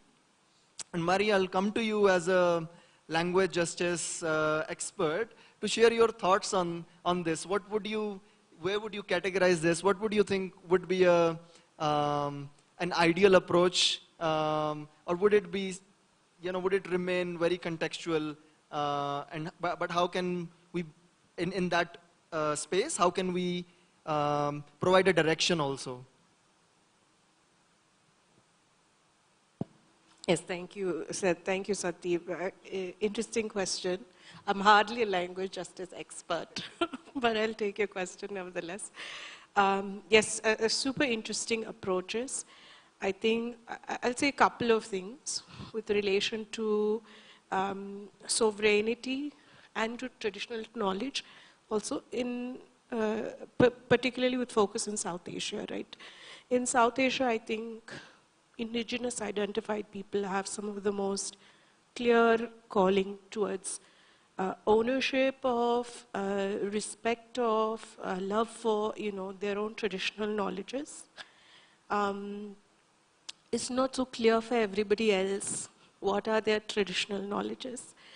And, it's also not a reality that if they have traditional knowledges that they are respected and loved.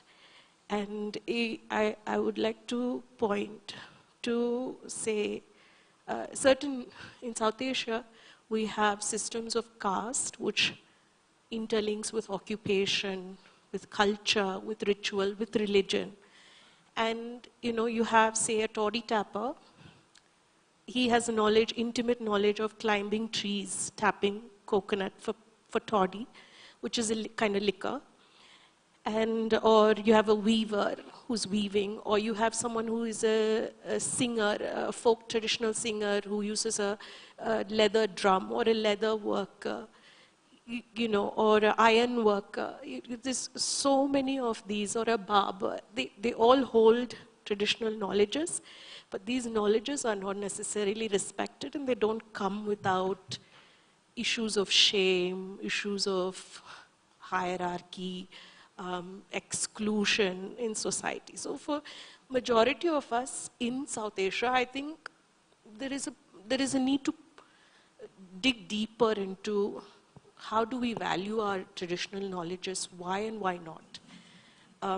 We're not so clear-minded and, as the indigenous people of this region. So that is something to be said. And the idea of sovereignty, I think, comes into all of these approaches.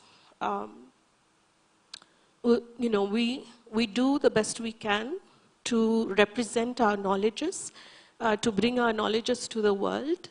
And it's not an easy decision. It's not as easy as, okay, today I have my language, I have my culture, I'm going to come and bring it. Because the act of bringing your knowledge to this public space, digital space, is a double-edged sword.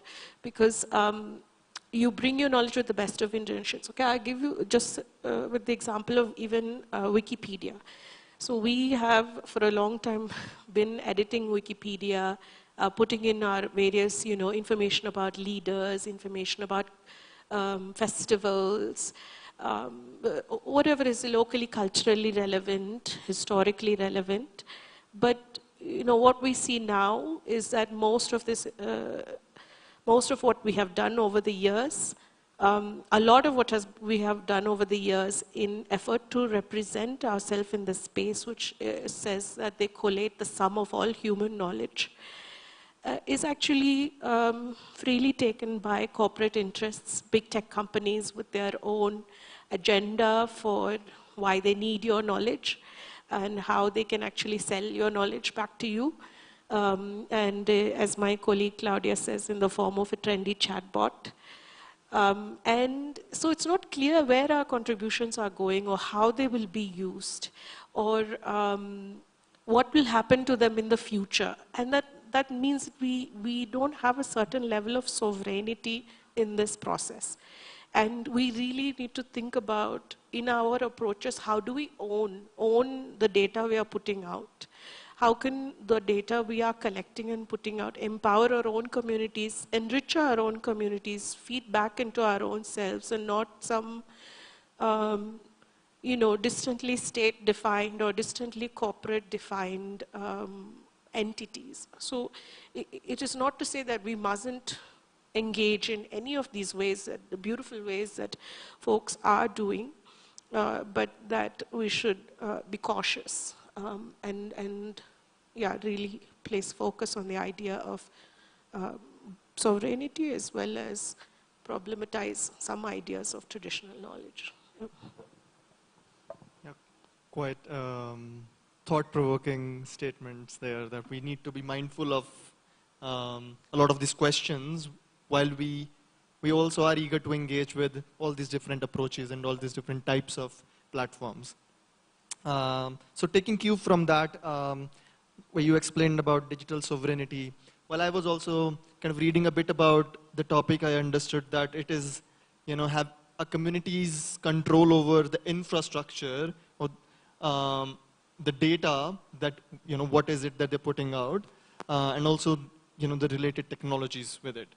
So all those different aspects, that means digital sovereignty, and we're probably not in a place where we have a lot of control over all of these aspects. Sometimes we're touching upon that. So I'll ask you, Drishti, is how in the long term would you be helping the Kusunda community to take control over their knowledge, is how they decide what they bring to the digital platform? Would you like to share some thoughts on it? Sure.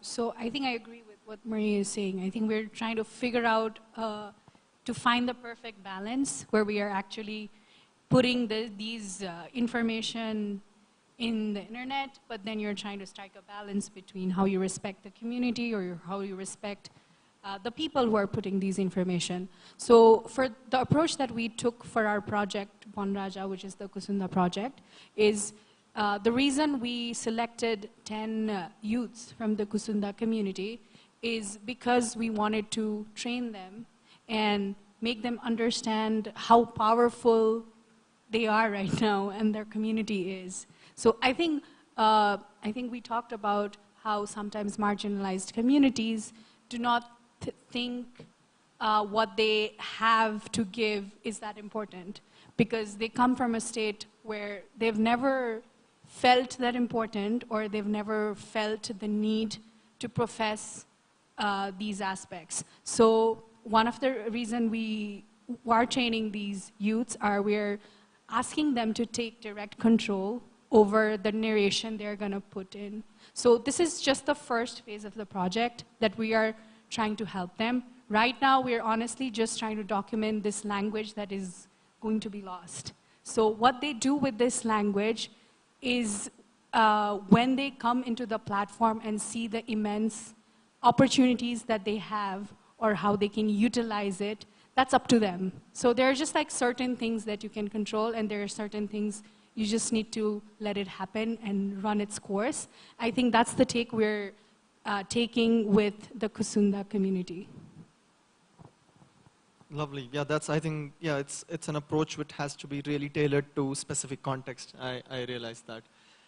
So over to you, Amrit. I know you're working with a lot of different communities and helping them decide what is the knowledge that they want to document, and how do they bring it online, and where do they do it? Can you explain a bit more about that, what approaches you're taking there? So in the project that I'm managing, Enhancing Indic Oral Culture on Wikimedia projects. So what we do, the internet to say, in your language, and also I learned that you're also helping other languages in the region. Yeah, as I told you before that there are 30 plus indigenous languages spoken in northern Pakistan, although we are very much focused on our own native language, but we also help the other communities to use digital platform and other traditional platforms such as educational tools and books and other materials to work for their language. As far as the sovereignty is concerned, I think we are very community based. So we don't go to the community that telling them to do this one or do that one. What they do, we document that with their permission, with CC licenses, without with ethical issues. And in some places you probably know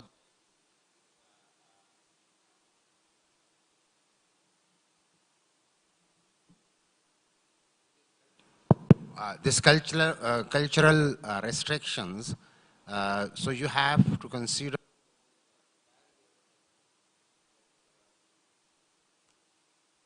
with ethical codes. For instance, in our community, you cannot photo shoot a woman, and you cannot put a picture of a woman from the community on social media. Even I cannot post the photo of my wife on Facebook along with me. People object to that. So that a conservative society, a religiously conservative society. But for instance, when there is an audio by a woman, so we take her consent, and sometimes it goes anonymous, but we know she has given the consent to us. So these are some of the considerations we have been doing that.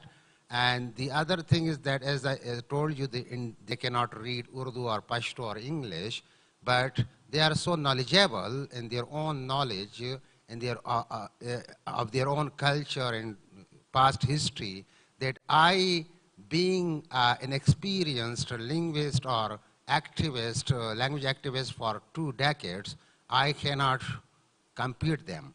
So what we have, that is theirs. We don't have anything ourselves.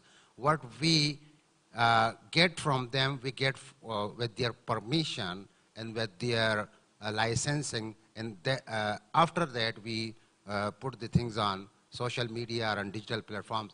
As we have started working with the Mozilla Foundation, common sentences with references with agreement. So yeah, and you are right, there are sometimes there are dangers. For instance, in our sister community, that is Shina, spoken in Gilgit-Baltistan, also in Ladakh, in Indian side. There was a famous song. The song went viral around the world. So the song tunes were copied by the dominant communities like Pashto and other people. But that was uncontrollable. So that sometimes these are such challenges we face.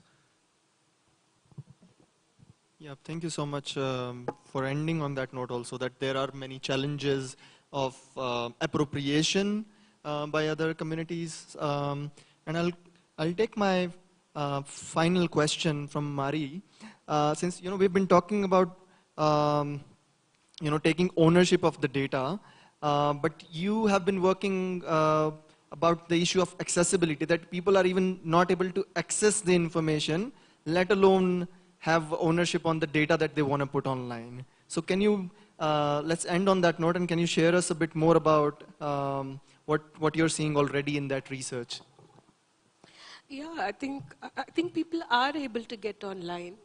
It's just that it's not the most ideal way. And we're really only looking at 3 languages, Hindi, Urdu, and Bangla. And for example, some interesting things I can share is people say in Bangladesh, the screen readers which they use, they read in Indian Bangla dialect. And so for them, it's a bit jarring, it's a bit different. It's hard to get used to, it's hard to enjoy content online when you are when your language is, or your dialect is not well represented in that way. Excuse me. And such issues come up, like how do people even, so many people are using, for example, their UIs to translate everything in English to, say, Hindi. And this is not ideal. Like, the screen readers will read, for example, for screen readers, will read any word, in, that kind of thing. So it's not a smooth or pleasant experience. It doesn't make for someone to have a meaningful and enjoyable experience online, right? So that's one thing. Another thing is you'll even see in existing platforms, like people say that Netflix, for example, has audio descriptions. So that makes something like Netflix, which is a very visual medium, but also a very popular medium, accessible to everyone. But then you don't have the same on something like YouTube, where, you know, like the CCs are not great. It clashes with, you know, the screen reader is reading something, the CC is something else. It's not clear what's actually visually happening. So most of YouTube is not accessible. And this is just to use. So think about, what if people want to produce content? That's another whole different story altogether. So some of this work is ongoing. And I will say, you know, so to sort of check back with me next year at RightsCon or anywhere else, and we'll have a lot more to share with you. But yes, but yeah. No, thank you so much. We'll definitely check back with you, and probably have another conversation at one of these future conferences. Yeah, with that note, I'd like to end on the fact that, you know, protecting digital sovereignty is quite far away. You know, we're still thinking about the issue of accessibility, building technology for people to bring their knowledge on. We have issues like with the Kasunda.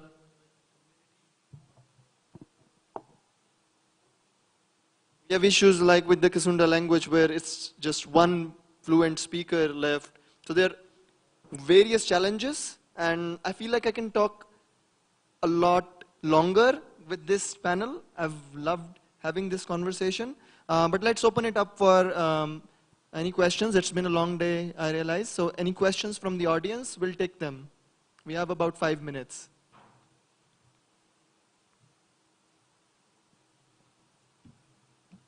You were just touching upon the issue of digital sovereignty, and I find this really interesting. And, you know, AI is now, sorry, my name is Ines, I'm from DW Academy.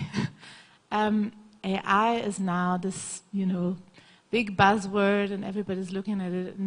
And I've heard of a couple of initiatives that are building their own large language models in local languages, because also there, with this new development, they want to ensure that they are sovereign, that they that there is inclusiveness. So I don't know if you know of any initiatives in South Asia that try to build their own AI large language models, or work with AI to promote local languages. Yeah, I don't know. There probably are, but I don't. Oh, Subhashish, you have an answer there. That's amazing. I think it's a little complicated than that. There are organizations that are building large language models. There's one called Karya.ai that's now housed at Microsoft.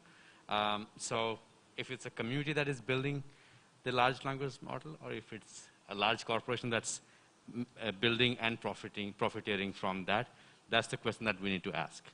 So that's, and there are other organizations as well. There is something called AI for Bharat. That was a university-based project in the beginning, and now there's a for-profit company that was founded by the same founders. So a lot of things that were created by the community was taken, the data that was voluntarily contributed by the community was taken to create the large language model that is now helping this company to make profit of. So we've seen very interesting examples, and I say interesting very carefully here, because in the beginning many open source projects are created, and people assume good faith, communities assume good faith, thinking that their contribution would be useful for their communities. At the end, we see that there are startups and for-profit companies that are created that make a lot of money, but don't give anything back to the community or attribute the communities that originally contributed. But yeah, there are a few examples. Thank you so much, Subhashish, for taking that question from our table. We really appreciate it. We have a couple more questions, please. Hi, my question is to Ms. Drishti Manandar. Hi. I am a linguist, and I'm very glad I'm here to be able to meet you and speak to you. I work on Nepal Bhasa as a linguist. It's fabulous that you guys are working on Kusunda. I was interested to know if your organization, teamed up with anybody at TU. There are a bunch of people working on some native languages, maybe at a very rudimentary level, but there is, certain linguistic research happening over there. I go to the conference. I went there last year, and I saw that. So I was curious if you're collaborating with them. Yeah, thank you for that question. The government of Nepal had actually conducted a basic level training on the Kusunda language with Mr. Uday Raj Ale, who we are working with. He's a partner for this project. He's the one who's actually teaching an advanced level course to these students. So he's also a linguist, and I think he's associated with that. And he has given these. He's worked with the Nepal government previously, giving the basic Kusunda language class, and now we're working on the advanced level class. But we are constantly trying to reach out, and I know there have been a couple of researches too that you can find in the internet about the language, but it's very hard to, it's mostly European researchers.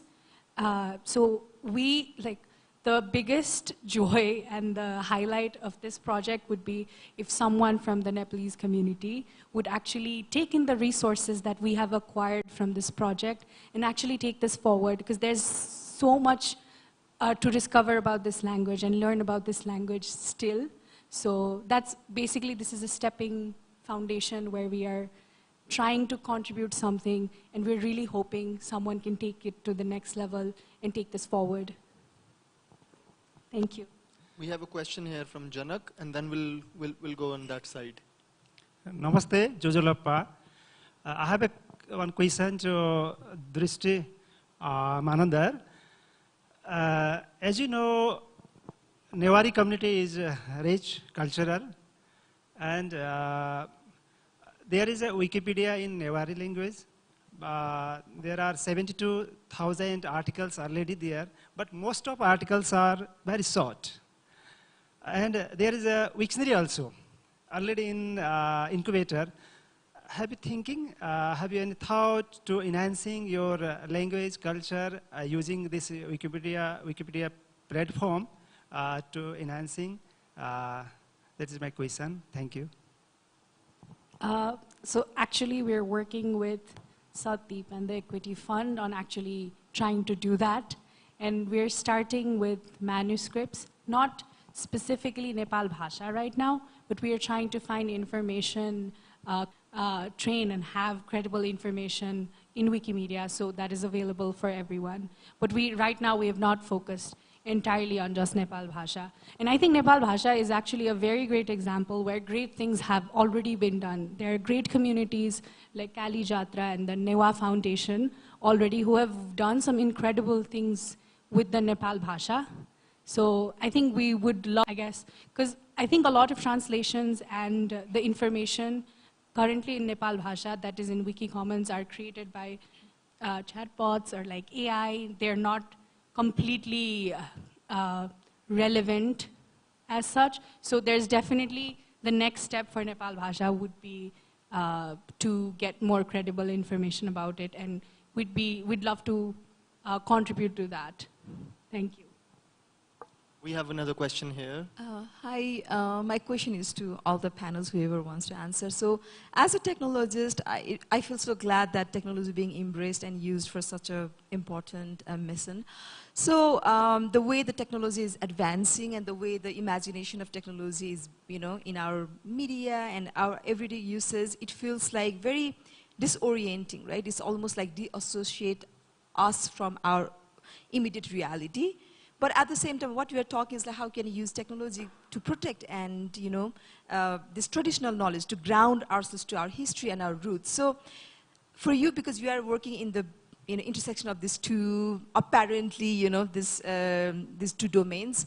So on a very visceral level, how do you feel about this advancing technology? Do you feel there's so much opportunity? Do you feel like things are slipping away from our hand? I don't know, just a very, very visceral, your feeling. Anyone would like to take that question? Are you do you think there's more more positives to the technology than the negatives? You can have, it's an opinionated answer it's going to be. So what are your thoughts on? Yeah. In a sentence, I would say that the new technology is more detrimental to the indigenous endangered languages than to their benefits. For there is a domination of English and other Romanized scripted languages on the technology. So we face some issues while we have a different script writing and putting on that these digital tools. So this is done. On the other hand, as I mentioned earlier, that we can use the social media or digital platforms to promote our culture, our languages, and a sense of pride among the people. But still, for instance, in a smartphone with my younger son, the phone has all these stuff in English or then in Urdu. There is no room for my language in that phone, so we have to struggle much to reach to that point. I think we'll take another question there. This can be this conversation can continue outside as well. Hi, thank you. You're sharing, and I have one question. I come from Taiwan. I'm indigenous people. In Taiwan, there are the laws that protect culture and language. But there are challenges related to the individual's right and the collective right. What are your thoughts on this issue? I think the online world. So, thank you. Can you explain once again? So the question is about indigenous rights and collective rights. Yeah, in Taiwan? Yes. And there are challenges related on the individual's right and the collective rights. Yes. And do you have this question for any specific? I think anyone can answer me the question.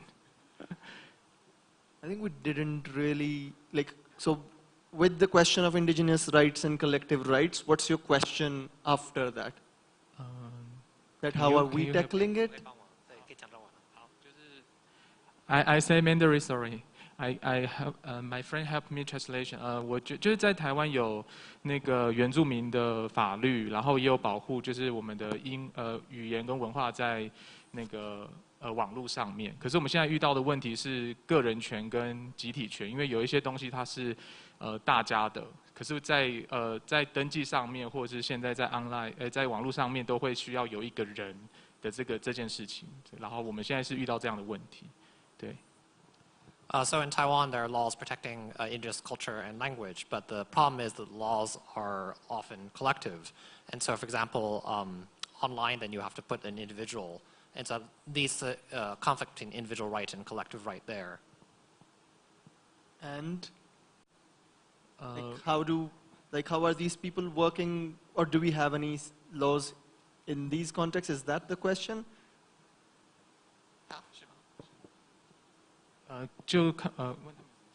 If you have any recommendations. Oh, okay. Any recommendations? Because they have some laws protecting indigenous knowledge and collective knowledge. So any of the panelists has any recommendations on that front? I would say in Pakistan, we don't have any right for the indigenous people. So be satisfied with you have